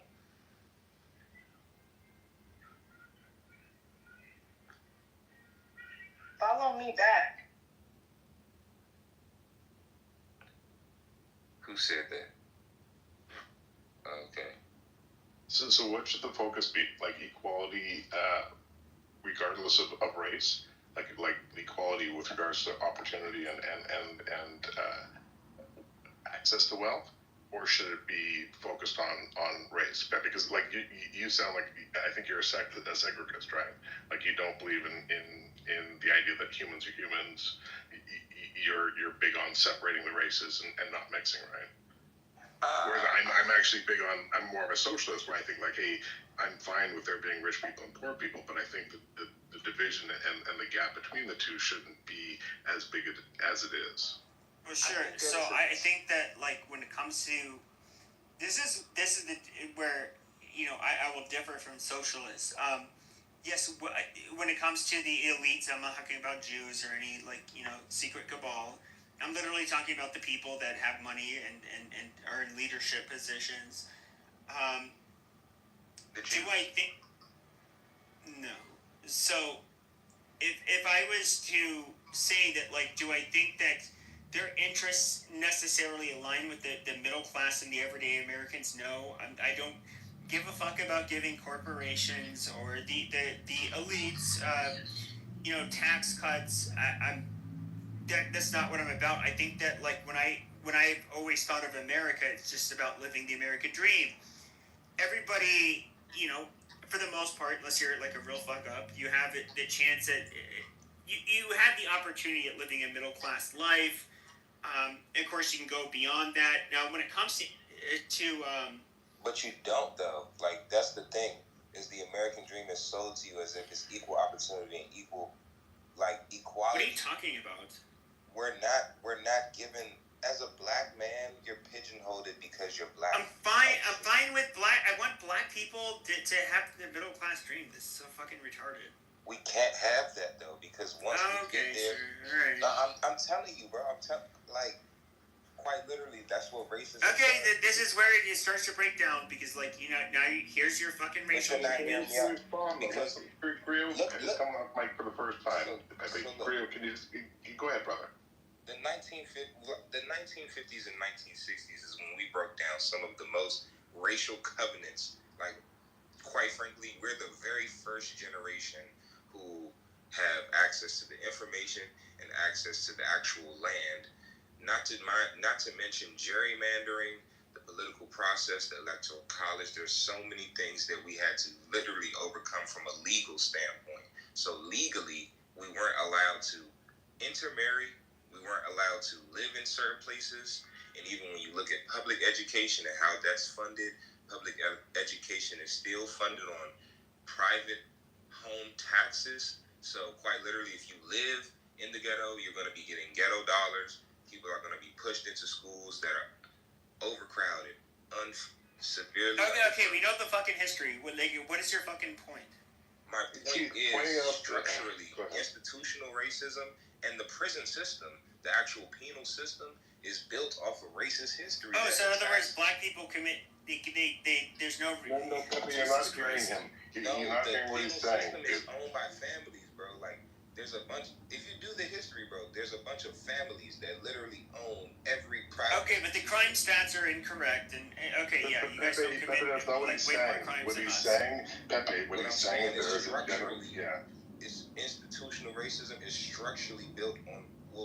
Structurally, America is built on racism. You can't deny the fact. Now, will I say that racism is the end-all, be-all of advancement for the black man in America? No, not at all, because I mean, you can look at the richest people in the world. Many of them are black. Dangote from Nigeria. The list goes on. But when maybe you should start acting like them and should start acting like the minorities that do well in the United States. And maybe you guys wouldn't have these horrible statistics. Okay, I already pointed out to you. Wait a minute. No, wait a minute. I already pointed out to Pepe that those numbers are not the mass majority of black people. He keeps trying to portray. No, but I'm saying that they're disproportionate. But they're disproportionate per capita. No, that's what the media tells you. It's not what the media tells me. Per capita, they're disproportionate. That's a reality. Okay, Pepe, have you ever thought about this too? That people who are in prison are disenfranchised, and about 3 million black people are in prison and don't have the right to vote. Even ex-convicts don't have the right to vote. Why is that? Hold on, let's add to that. Neither do white convicts. Pepe, that is modern day slavery. You pride yourself in being the freest country of the nation. You imprison one of the highest percentages of your populace, and they are majority black and minority, and they are slave laborers. They are disenfranchised. They can't vote. They literally work for 25 cents a fucking hour. It is modern day slavery. who are not in jail anymore. Even ex-convicts lose the right to vote. Why is that? Why? Well, I would say this. Why is it that, like, Western European countries that have not had a large black population don't have that? I am answering it. I'm answering it. I'm answering it. You're posing another fucking question. No, I'm not answering it. No, I'm answering it. You're posing another question. I'm asking the question that I'm giving the answer. You're asking a question. No, I'm answering the question I'm giving the answer to. And then give an answer. Sure. The answer to the question is that other Western European countries have not had the Negro problem that we have had, where they commit a disproportionate amount of crimes. No, they have another problem. They have an Arabian problem. They have a Middle Eastern problem. They have an Asian problem. No, they have a black problem. All you're talking about is you keep focusing on race. But who commits the majority of the crimes in the country? It's impoverished people, Pepe. African Americans do it at a higher rate. No, Pepe. Impoverished people create crimes, you motherfucker. People who are poor create the most. Oh, you're fucking coping. So let me just say a point. This is a great point that I'm glad that someone brought it up. Because of the simple fact. So I'm glad you guys brought up the simple fact of the prison system, right? Because there is a prison industry complex is a real thing. So exactly. This is what keeps us oppressed, right? The fact that whether we get they get profiled or we get whatever, fluctuate, whatever, doesn't matter. We don't get to do anything. We get questions we get to ask later. What is your highest level of education? This is the dumbest fucking shit I've heard so far. Let this woman speak, please. God damn it. It's fucking retarded. Have you heard of the prison industrial complex? Yes, I've heard that when I was like fucking 13 years old. You goddamn moron. So now you actively listen before you can get to my point. So my point is this: plain and simple. What I'm trying to say basically is that the fact that minorities get targeted, it also causes us to stay in oppression because of the simple fact we had to sit in a jail because we can't afford to bail ourselves out, or because of the fact that we do bail ourselves out because we don't want to lose our jobs or we don't lose our apartments, and so. And then they trick us to go ahead and get a plea deal because we're too afraid to take it to the box because we're afraid of losing it because it gives us the highest or the worst outcome of the trial, right? So now we are forced to take a plea when we may or may not be innocent, or most of the time, innocent people cannot defend themselves because of the money situation. So again. I know all of this. No, okay. Well, get to my point. They're getting targeted. I have a higher rate of public assistance than blacks, even despite not a higher rate. There's a higher number of them, but per capita, which would be higher rate, because per capita is rate. Okay, per capita, black people absolutely use. Black people. I understand. Black people. I understand black people have a hard time with per capita, but per capita, you guys literally use more food stamps, public aid, public assistance. No, we you don't. get trying a lot more. You do. You fucking low IQ retards. Your favorite word is per capita. We get that. I know, because black people don't get per capita, so you use it as an insult. It's super simple. All right, but listen, until we get the policing, straightened out, we're never gonna have any real equality because at the end of the day, that's what's keeping us the fuck oppressed. There are police to keep us oppressed. It's low IQ people like you that are and it's black people that commit a lot of crimes that cause a lot of fucking problems. It's that fucking simple. Well, your IQ is actually you have a very low emotional IQ right now. Because you're getting way emotional and not allowing people to laugh. Well, no, you just don't know what you're talking about. I do know what I'm talking about. It's not just policing, Pepe. Like, have you ever heard of the term intersectionality? Yes, that was like 30 fucking years ago when I got my ultra shitty easy sociology degree. Let me ask you. Intersectionality was something that was talked about all the time. Let me ask you because I want to understand your take on this subject. So, what do you? And please allow him to talk, and then I'll respond to you. What do you think? What do you think is keeping black people from having opportunity? You believe it's just us, like moping around, or what do you believe? My personal opinion. I mean, I'll just give the most transparent answer. Yeah. I think that as a group, you guys are not as capable as every other group on the planet. Just being 100% transparent. In what respect? Because everywhere you guys live, whether it's in sub-Saharan Africa, the Caribbean islands, whether it's in Western countries where... So, wait a minute. Hold on a second. Hold on. No. He said he wanted to... No. Hold on a second. He wanted an answer. I will let you... Wait a minute. No, I need to clarify. No, he wanted an answer. No. He wanted an answer. Don't fucking do this mute bullet bullshit. Are you talking about black Americans or are you talking about black... I'm talking about black people all over the world. So when it comes to black people all over the world, Just fucking let him so sub-Saharan Africa, worst fucking place in the world. We can look at the Caribbean islands, how well they do. Not very well. Some of them rely off of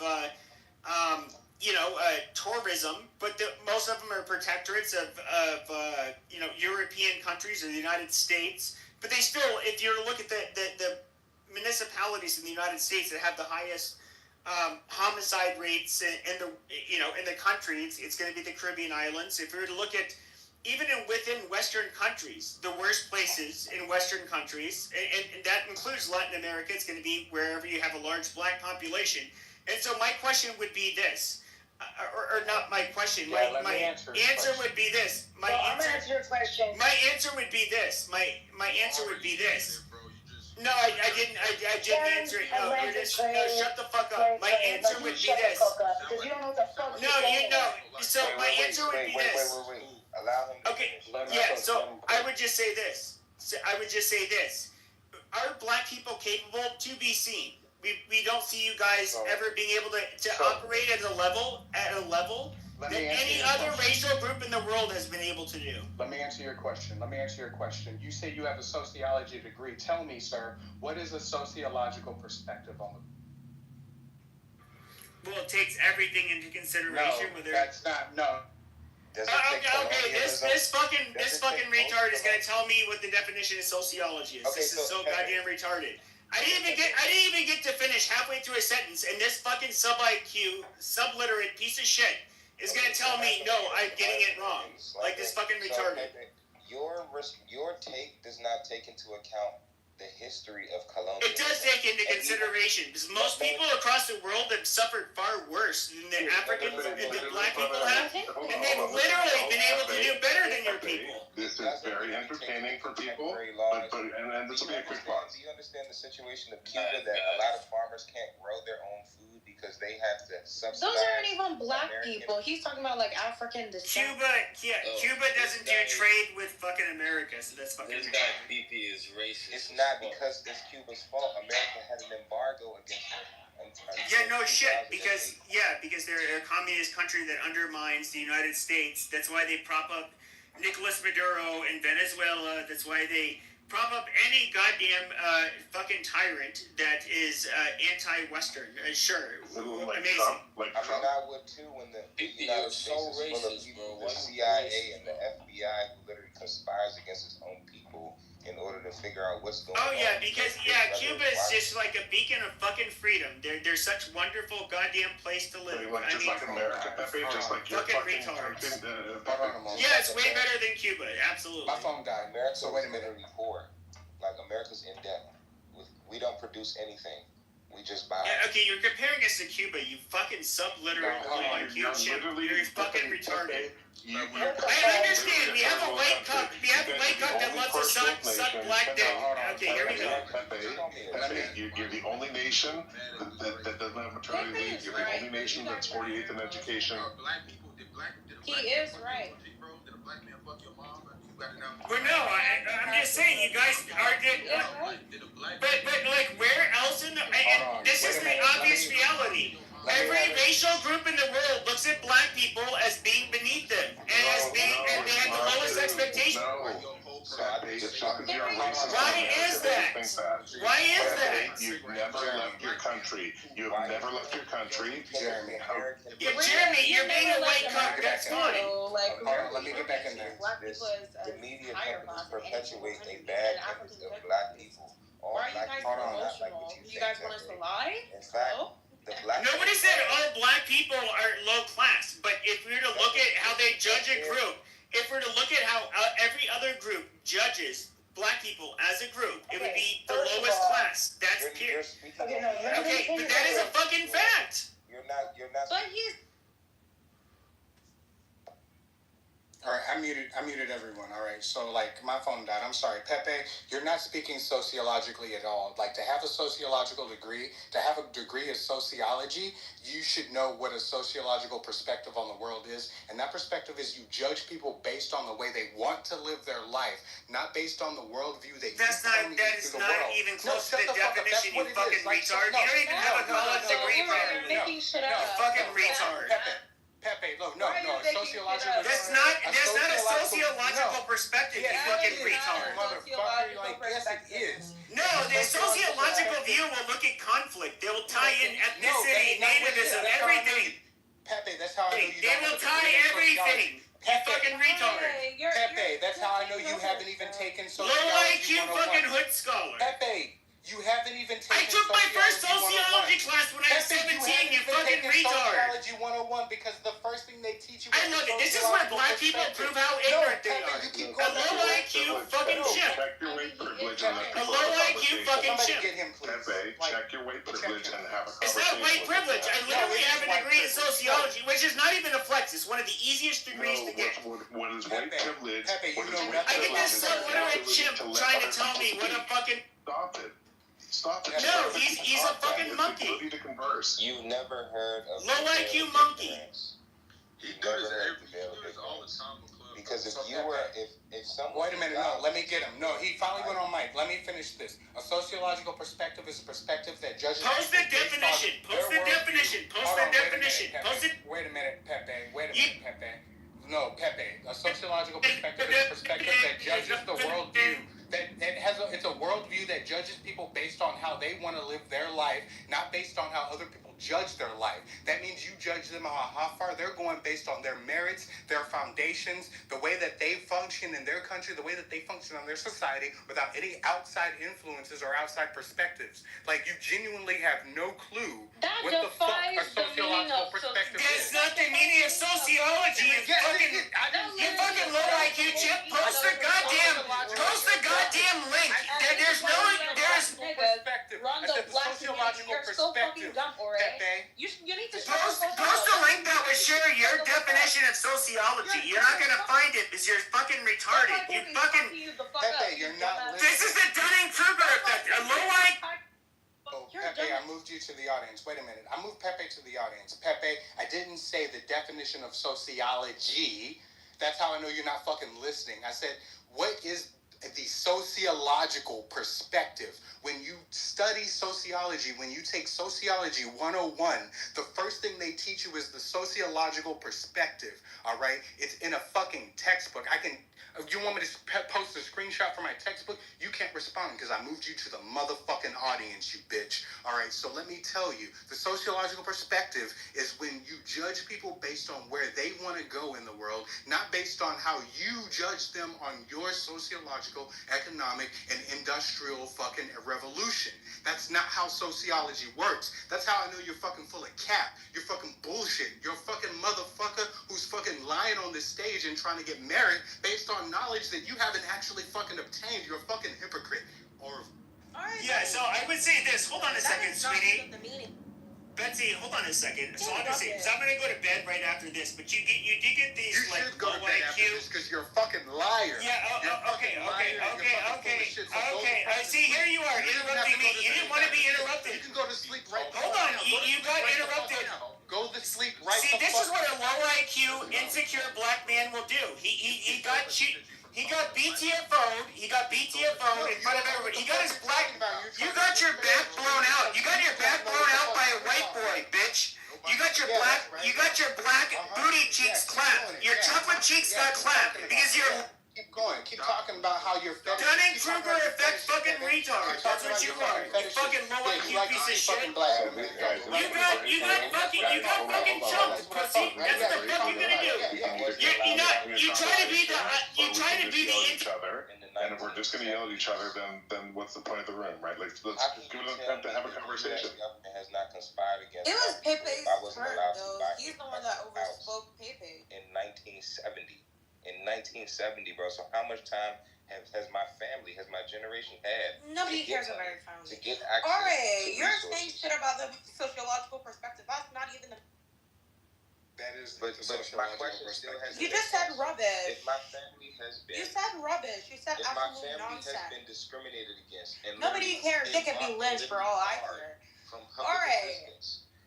You lied about the definition. Hey, shut the fuck up, bitch. Go get You shut the fuck up. Go get in the kitchen. Tell me how that's not a Bitch, get the fuck out, bitch, if I lynch you again. U.S. has conspired to Anyways.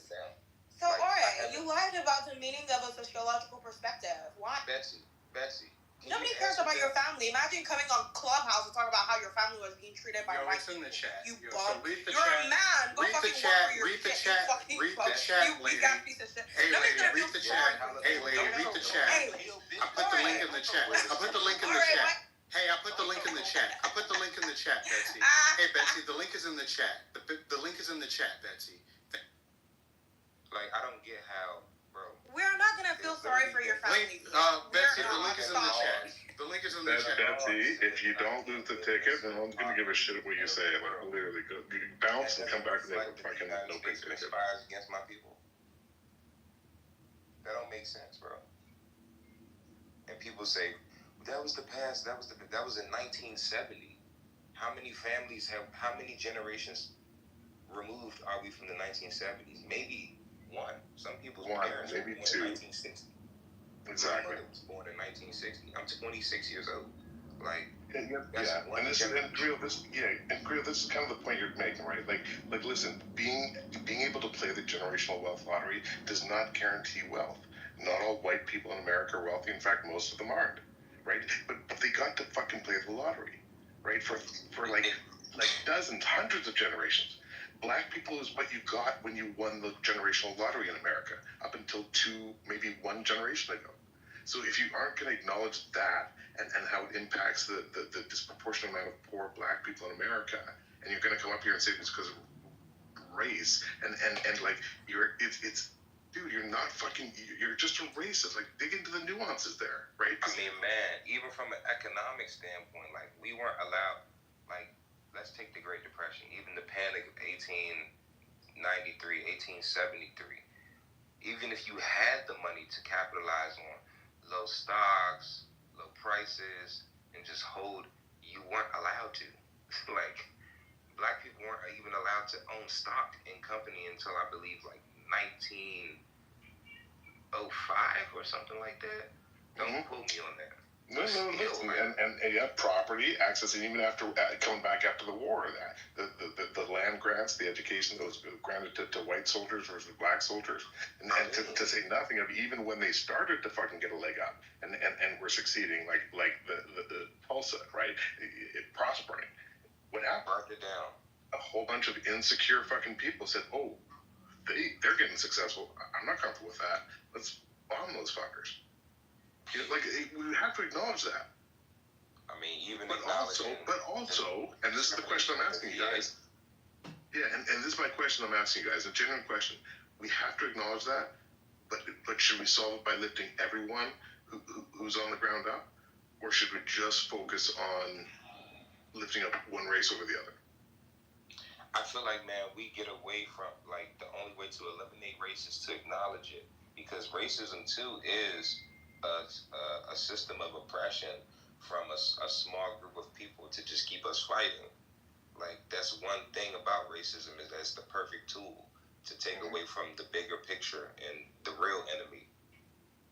I agree. I think it's why Germany forces their people to be constantly reminded of what the Nazis did and what they did to the Jews. They are constantly, as part of their education, their statues, their parks, they are constantly being reminded, right? And I think America should do the same thing. Why do they do it? So it does not repeat itself. And so when you hear America saying, no, we can't teach about slavery in our schools, we don't want to look at that. We can't. These were indentured servants. They weren't slaves. That's like saying that the Holocaust didn't happen. No, you should absolutely focus on that. Canadians should focus on the residential schools so that it never fucking happens again. Yeah, they but just also, want us to forget. Going back to my question, should we lift everybody up or just one race or the other?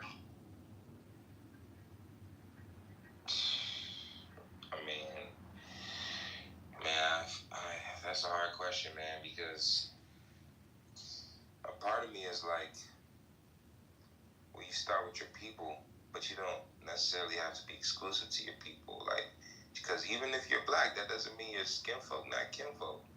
Just because you're black don't mean you're really down with the cause, you know? Appreciate that honesty, Agriel, because it's a nuanced question, man. I appreciate that. Yeah, of course, man. And let me say this really quickly. Like, I know Pepe's entertaining, but like, I much prefer like the intelligent conversation rather than just like when the racism starts to come out real bad. So I do appreciate people willing to go into the nuance of these conversations, and awesome conversation. Yeah, man, because I even talk with my friends about this, like, because race is just one layer of the whole cake. Like, it's really a political, economic problem, and social too.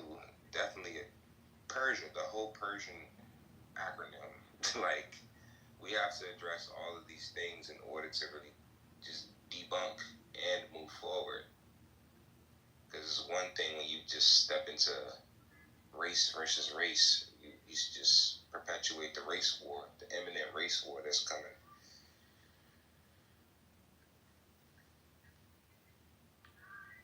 It's a sticky situation. Oh yeah, nobody cares about your fucking pathos. Let's move on. So Shyam, I think you made a really good comment in the chat, right? Instead Can you of doing separate? that, why don't you come with your own Shut the fuck perspective? up, bitch. That's all you want to do is argue, and you're part of the problem. Yes. Hey, what was Shyam saying?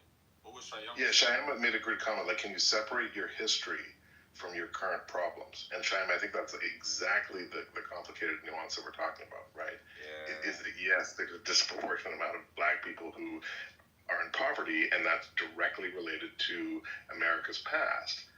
But also that really hard question, like, how do you solve that? Do you solve it by lifting up just the black people? Or you say, hey, why don't we just lift up anyone, right? Because there are wealthy black people, obviously.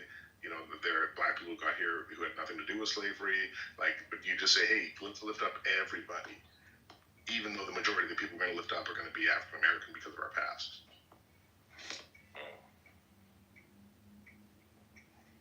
I guess like when you're trying to figure out who to lift up, you got to ask yourself who needs it the most, right? I don't think equality is necessarily the same as equity or justice either. So if you really want to actually have a world where everybody has access to the same opportunities, you need to adjust measures accordingly. I think white people require certain initiatives, but those initiatives will be fundamentally and culturally different than black people. You know what I'm saying? Like they'll just be different. But to try to approach human beings as if we're all the same because we got the same type of DNA, it doesn't really make sense on a cultural level from a societal point of view. That society produces the people that we are today. So whatever initiatives a white person feels like, again, white people are poor too, but white people are poor for a completely different reason. Not completely different, but it's different reasons that go into it. So to address you as if you would address me. But what are you saying, that black people will be lifted by a face that looks like theirs? Can it be another nation that lifts up the black? And you know what's funny about that is that the early on revolutions in America were from poor farmers. Like, and so it's funny how racism and just racist tactics too, because it's not just the belief, it's the actual legal systems have brought us here. So that's why we too kind of have to eliminate the idea of race and get back to a understanding of like capitalism and socialism. This is really a capitalist problem. It all stems from capitalism. This is what Huey Newton was saying, and that's how he united the people. I mean, you look at the first rebellions in America, Shays Rebellion. Nothing you would even have the intellectual capacity to. You can't even speak. Like, shut up. Bitch. Nothing you don't know how to speak. Please, shut up. Why are you just? Like, what does this have to do hater. with capitalism? You just a now hater. you're just like, warm. You're just. Karen needs to get something off her chest. We have to be able to identify trolls, right? She was literally just trolling the brother who was saying something that was deep and throwing him off. Like, why would you engage with that? Genuinely, her whole intention was to be contentious. Also Pepe, right? Like, so when someone who is demonstrably wrong, but go ahead, Greg, go ahead. But I like Betsy. She looks like she has spunk. She's probably missing an over. So you guys can't stand another opinion? Is that what this is saying? You want? No, you're being a troll. You're literally in your objective white opinion mask, is to be you want a troll. attention, okay? Cry to me, then I'm gonna give you what you want. If you had an Right. When you say that you're done entertaining her, just let me know. Oh God, please, can we ignore this bitch existence? Yeah, like I'll drop her. Like if you want to engage with her, let me know. But if you don't want to engage with her, you're crying to white men. See, like, who brought her back up? Do you want to engage with her? Let's have a talk. Like, let's have a genuine conversation. But again, this is new. It's nuanced. It's nuanced because this is talking or control that whore, but I do. But hold on, because it is nuanced and Orovore. Like, I love you, brother. Like, I love that you lost the ticket. I think you're an awesome mod, and Pico, we're trialing Orovore tonight because he's been stellar in these rooms. Stellar. So, and to answer your question honestly, Orovore, is that I struggled with Pepe tonight so much, and you actually had way more patience with him than I did. I like really struggled because I take so much offense with Pepe, and he was on like if you know Pepe, like he was actually on good behavior tonight. Regardless of how offensive he genuinely was. I'll give him that. He because he's so much more offensive than normally. But the conversation is Betsy now. Yeah. Betsy is literally one of his acolytes. Call her by her right name, which is Karen. And so yes, Karen came up here, and Mando, he made a good point, was something about spew on her chest or something, and you made a really good point, which is like, hey, should this be a good conversation or just entertaining? And it's that fucking weird nuance, right? It's the black and white, poor and rich. It's it's nuance. I'm gonna go on mute. Sorry. Yeah, man. Yeah, I don't like nuances. I'm an old. Because you're a demon, you fucking biggest demon. All right, so here's the agreement that I want to come to, right? There's 4 of us on stage. There might be more. If at any given point we get bored and she's down there and want to bring her up, that's fine. I'm cool with that. But she's gone now, so all right, never mind. But yeah, all right, that's the agreement I want to. Now I do understand the nuance of pity from black people because to a certain extent.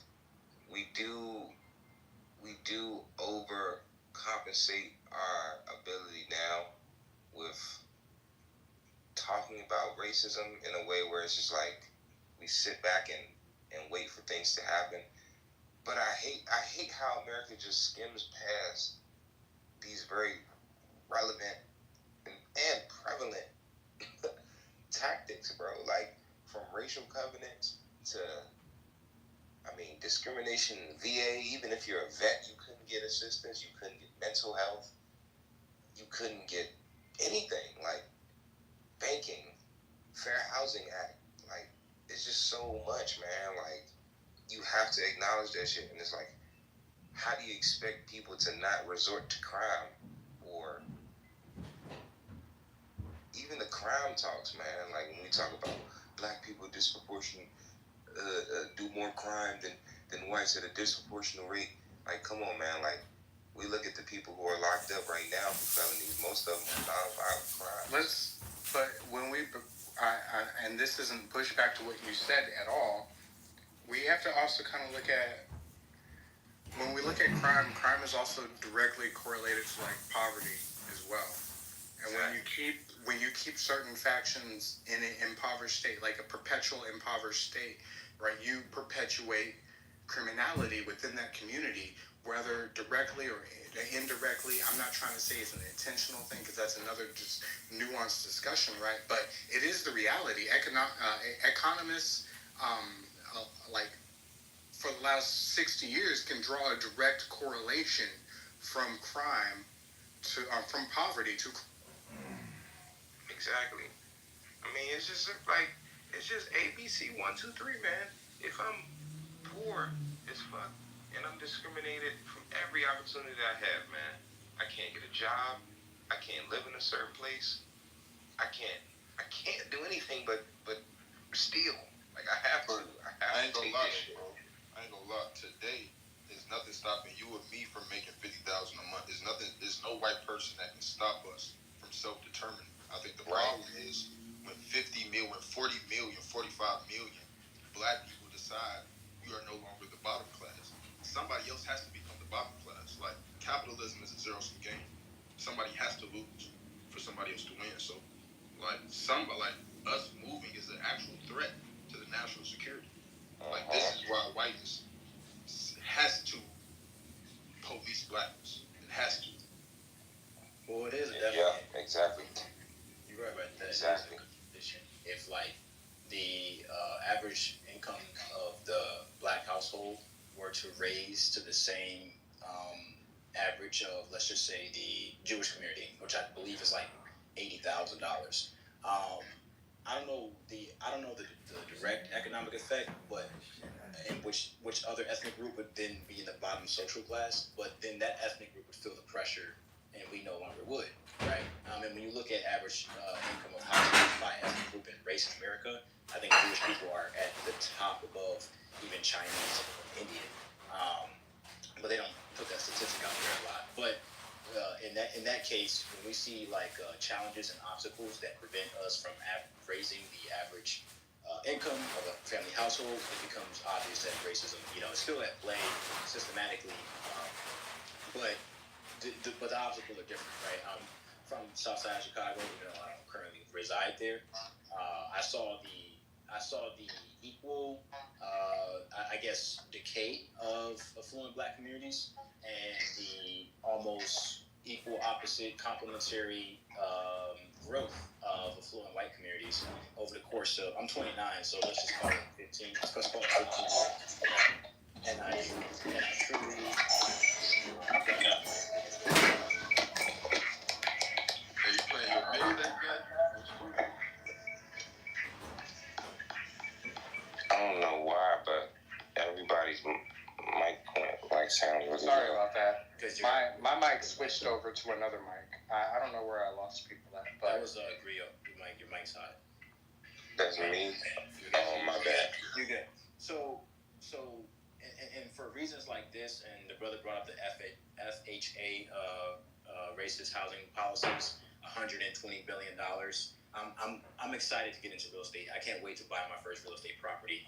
And that's as a vet with military, with a plethora of military benefits, giving me an advantage compared to a lot of non-vets. With that being said, the veterans and military bill being able to fit my investing opportunity, which is extremely rare in this country, that it still doesn't even come close to the FHA $120 billion housing loan that was given out to white Americans by a rate of 98% to white Americans and I think 2% to non-white Americans in the 1930s. $120 billion in housing and real estate assets in the 1930s would amount to at least, I'm being conservative here, at least $2 trillion today.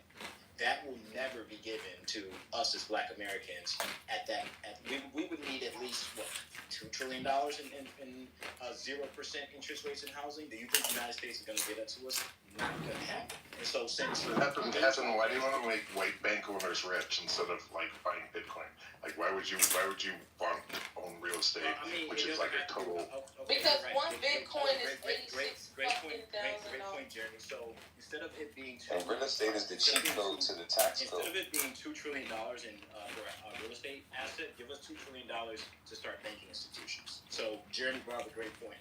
Why do real estate when you can do financial institutions? Great, Jeremy. But either way, $2 trillion is not being handed out to specifically black Americans for any reason. It was done for white Americans, and that's not going to be undone, and that's not going to be equally given. That's my point. So, which is it's a handout, right? It's a form of welfare, by the way, and it's not like a pull yourself up by the bootstraps, you earn this real estate investment type of phenomenon.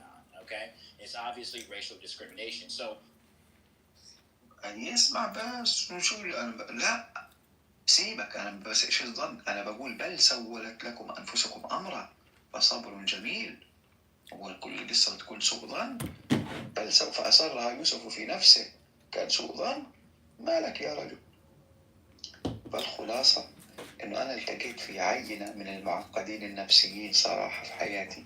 كانوا هدول عبارة عن ناس تشوف حالها هي المؤمنة وغيرها كافر، هي مثلا اللي على حق وغيرها على باطل، وإذا هو ماسك سواك يحرم عليك فرشاية الأسنان. والله المهم هدول أنا بعرف هالعينات. يا برنس انت لما رحت تصلي هو ولع وحكى انه يفطر وجاهز. يا سلام. طب ها خذ يا سيدي اهو طلع يا جماعة الخير اسمعوا. يا واطي يا برنس، عارفك تلعبها والله العظيم، بس تركتك يا برنس، تركتك تلعبها. هلا بشوف شو لا هو ناس يعني برايفت. شو رايك؟ شو رايك؟ وين برنس وين؟ ليش بدي العب؟ حطيت مودريتر ونزلت ليش؟ والله لانه صليت الفجر وبدي انام. قبل تفضل. كثير هجوم. شو بدك تدير؟ انا شو انا هربان من فتح برايفت. شو رايك؟ طب يا برايفت شو رايك بحزب الله؟ هات نشوف.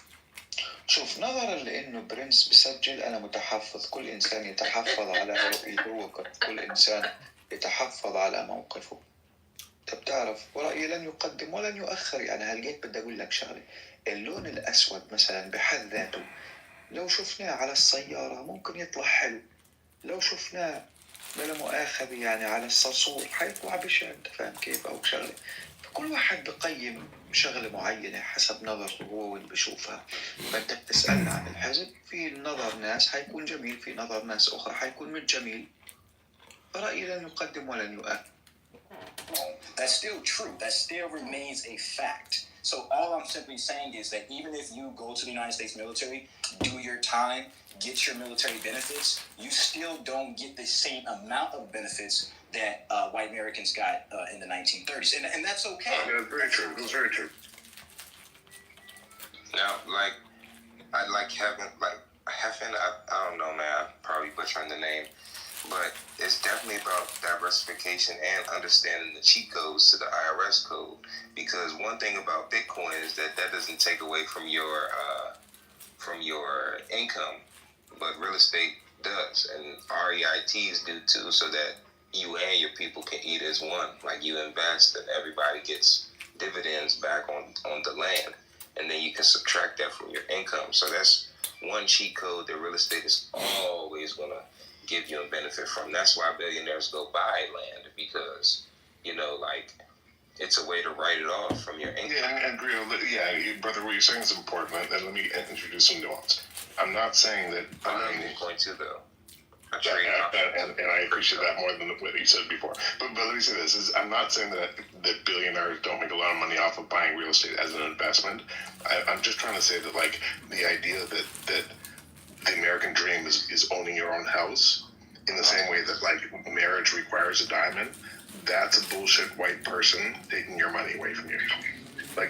That's all I'm saying, right? Is that you're better to rent, don't buy a house. Don't put your capital into a mortgage where for half of your 25-year mortgage, you're going to pay 80% to the banks for the right to own a house, right? Don't do that. That's not the best investment.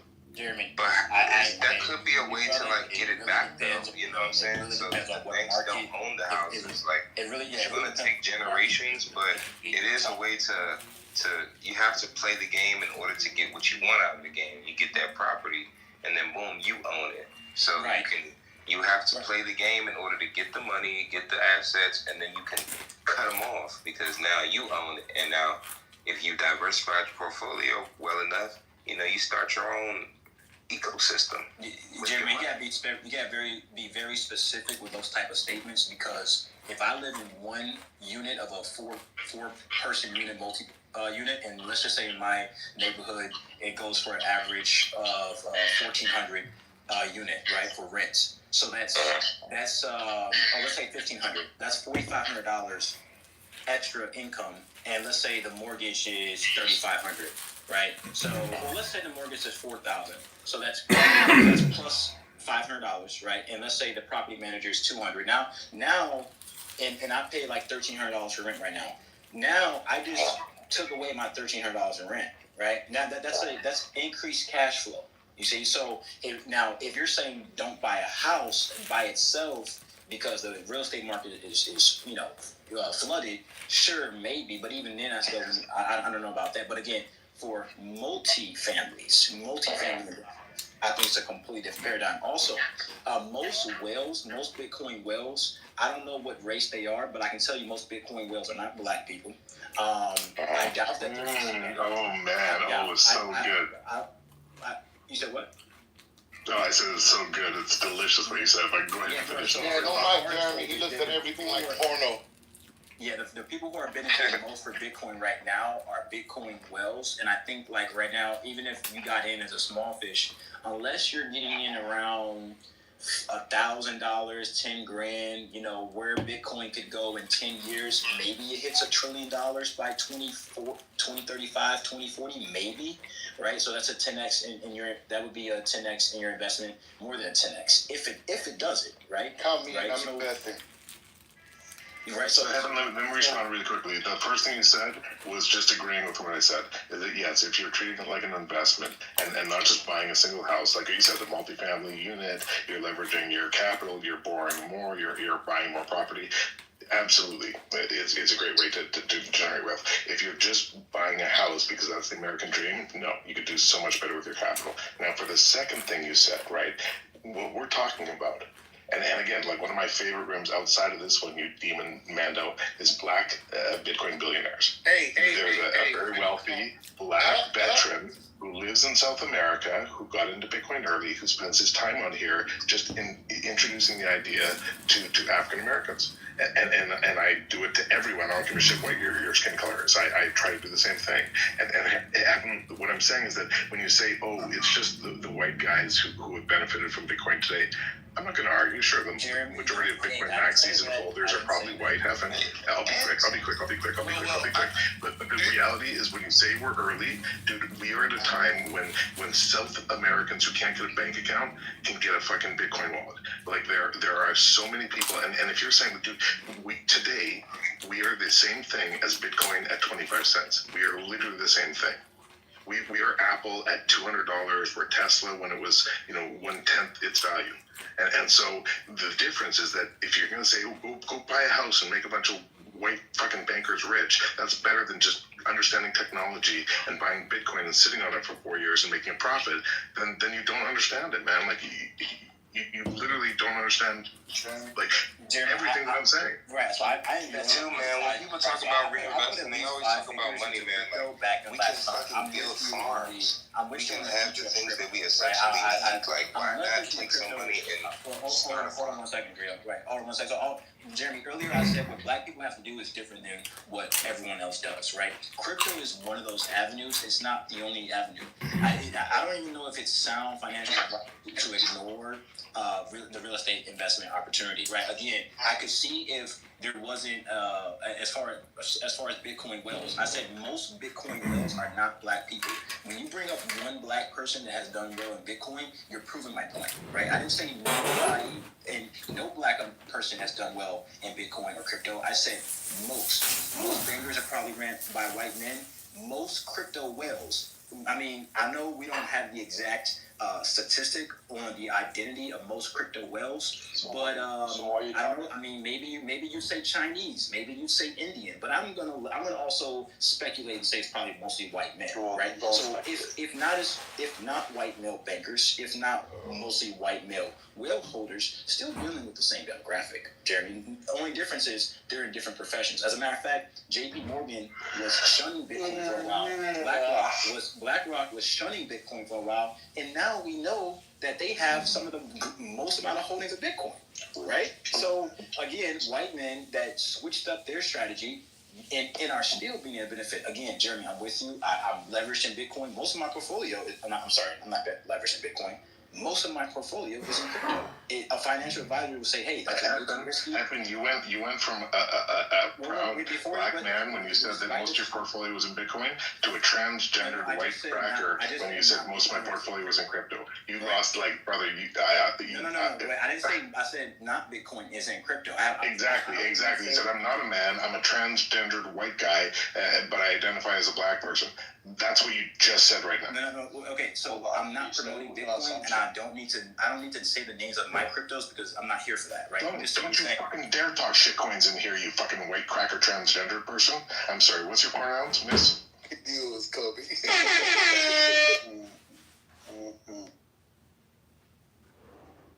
And I'm sorry, I got a little emotional there. Let me apologize as a Canadian. Let me just step back. Let me step back. Because we were talking about Bitcoin versus real estate, and then you started saying crypto versus Bitcoin, and I took huge offense. Like more offense than everything that Pepe said tonight. Everything that Pepe said to and I took so much offense with what he said, but nothing that he said caused me to take more offense than when you said no. I said crypto, not Bitcoin. Like how dare? I'm sorry. You know, I'm just gonna get more insulting. I'm gonna go on mute. No, Jeremy, do you own property? No, how dare you? Why the fuck would I do that? Sorry, bro. Any property? No, I have in the past, but no, I don't. That's anti-American. Thank God, you fucking Russians. Sorry, go ahead. So instead of owning a house, you spend $4,000 a month giving it to me. Awesome, thank you. No, I didn't give it to you. I gave it to my Russian landlord. And instead of that, I made a fuck ton more on what I spent with the money that I would have spent for a down payment on a fucking shitty house for 5% appreciation every month while I pay property taxes and I repair the fucking house. You know how much it cost me to repair my fucking roof? Nothing. I call my landlord and I say, fix it, you Chinese bitch. Yeah, just get a new house. Get a brand new house. Hold on. But the thing is, Jeremy, the problem is that you get all your money back, and yeah, it's like owning a house is like renting. All you're doing is renting, and then after whenever you want to get rid of it, you get all your money back. So let me ask you, Boris. You have to understand that like the difference is it's just like renting, except the people that rent can take the 10% down payment on the house that they spent to buy it and invest it somewhere else, and end up with way greater returns than they would if they had spent that to buy a house and spent all the wasted money, fixing it, repairing it. Jeremy, I got to give you pushback on this one because you have to understand that when you're renting a place, that person is more than likely paying a mortgage, right? And so, let me give you my personal perspective. Let me give you my anecdotal experience. I've never before, me buying a house, was I able to move and then profit $50,000 upon my move. Like I bought a house, I ended up wanting to relocate to another state. I sold that house, and then I walked away with like $50,000. Here in the United States specifically, real estate is an avenue of general, of actual generational wealth. The banks are genuinely, in my opinion, the smallest factor.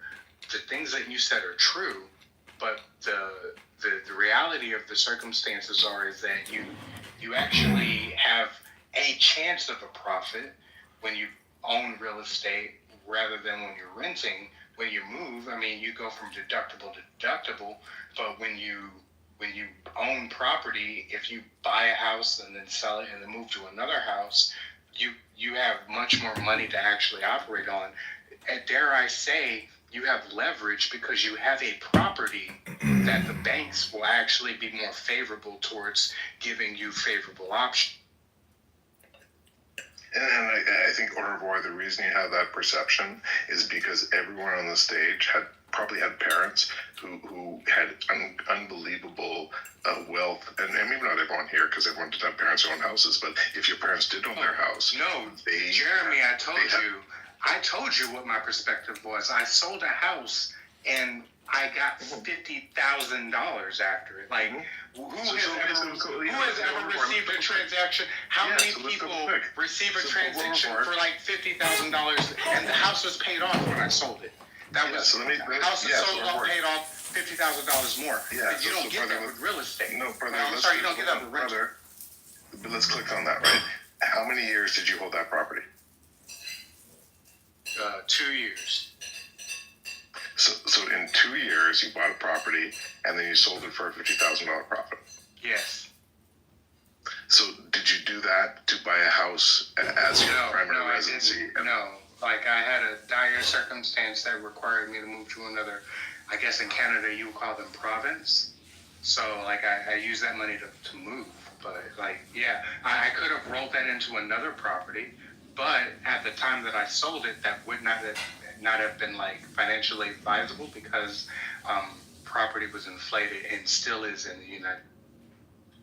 And all I hear you saying, Orvar, is that I played the real estate lottery in America and I won.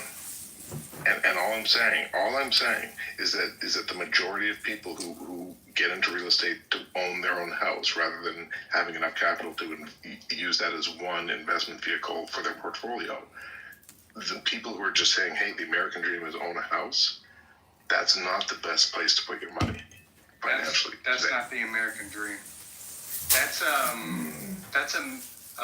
That's close to the American dream, but that's not close to the American. Like that's not the American dream. That's how we sell. Let me tell you, like from the outside, from the inside looking out, that's what we tell you the American dream is. From the inside, like telling you, the American dream is to own real estate, own property, own it and keep it. That's it. We only tell people coming into this country to buy one property, to own their own castle, right? That's what we sell you. That's not the game. That's what the white bankers sell you. In the same way that the white fucking owners of the beer sells you the idea that you can only marry the person you love if you give them a diamond. Different things. Like so, the diamond thing. You're absolutely right. The diamond thing. You're absolutely right. But statistically, the way to wealth in the United States is to own property. Yes, and if you go back further, the way to acquire wealth in the United States is to own black people. Also, doesn't make it. No.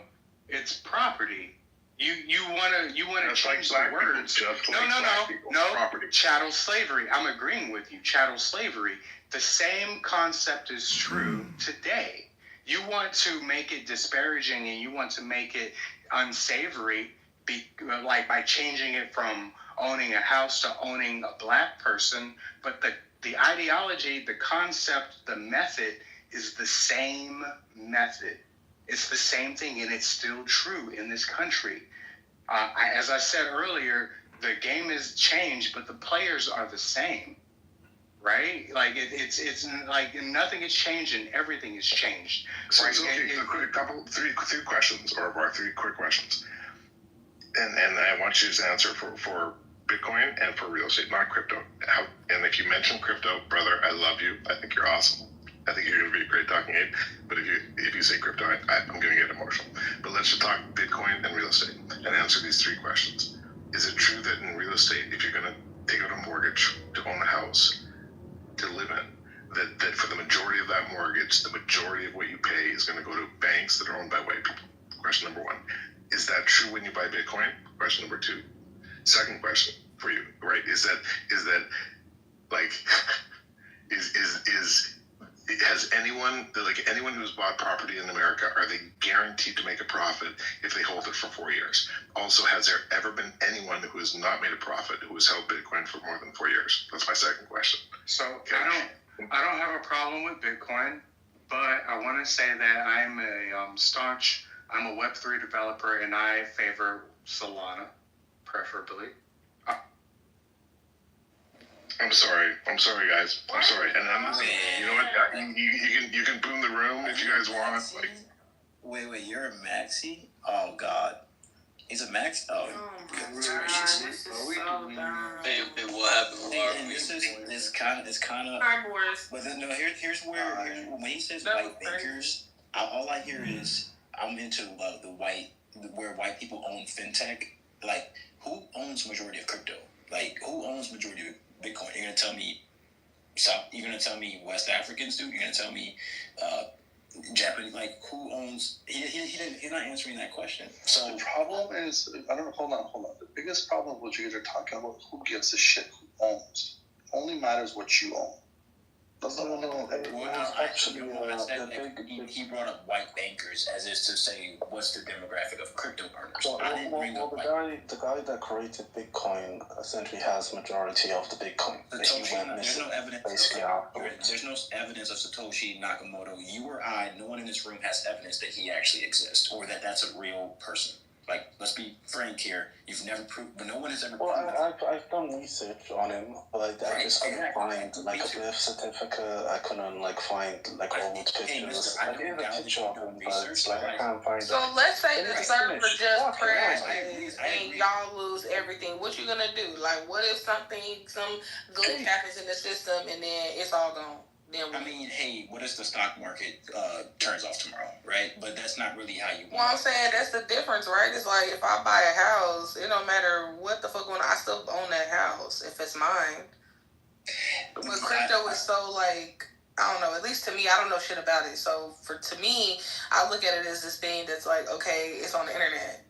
And what if we just like the thing is, you gotta ask yourself, are you psychologically prepared for the lights to come off, right? Are you prepared to walk down your street with a hammer? Right, like what if the movie Red Dawn ends up happening for real, and literally we got motherfuckers like dropping out of ships, or I guess not ships, like planes and helicopters and shit, and coming up in our houses like run me your shit, and now we ain't got, they done fucked with the electromagnetic field, so now we ain't got no access to satellites, we can't use our phones, we can't drive our cars, then what we gonna do? Now we just got a bunch of internet money. We might as well be monopoly. Well, you can say the same thing about the U.S. dollar, right? But if you want to have apocalyptic, Book of Revelations type of thinking, then maybe long-term investing is not your, apocalypse. I'm talking about. Okay, I just feel like with the state of the United States right now, we absolutely could. You gotta ask yourself the logical. That doesn't sound like a foreign concept anymore. Yeah, and the thing is, you gotta ask yourself the critical questions, right? Psychologically prepare yourself for what I'm about to say. Are you prepared to kill a person, a human being, for a chicken nugget? And you gotta understand the circumstance. I'm not killing a person. I'll kill someone for it. I'm mentally prepared for it. If I'm starving, I'll kill you for a chicken nugget. Nigga, you can have a fucking chicken nugget. See, you're not prepared. None of you guys are prepared. To be fair, Princess, like with crypto, you could, put in like 10K, get out 70K in a matter of months. Like this is quite possible, and then use that 70K to buy the home or buy the guns or the foods so that you can prepare for the apocalypse. So, two things can be true the same.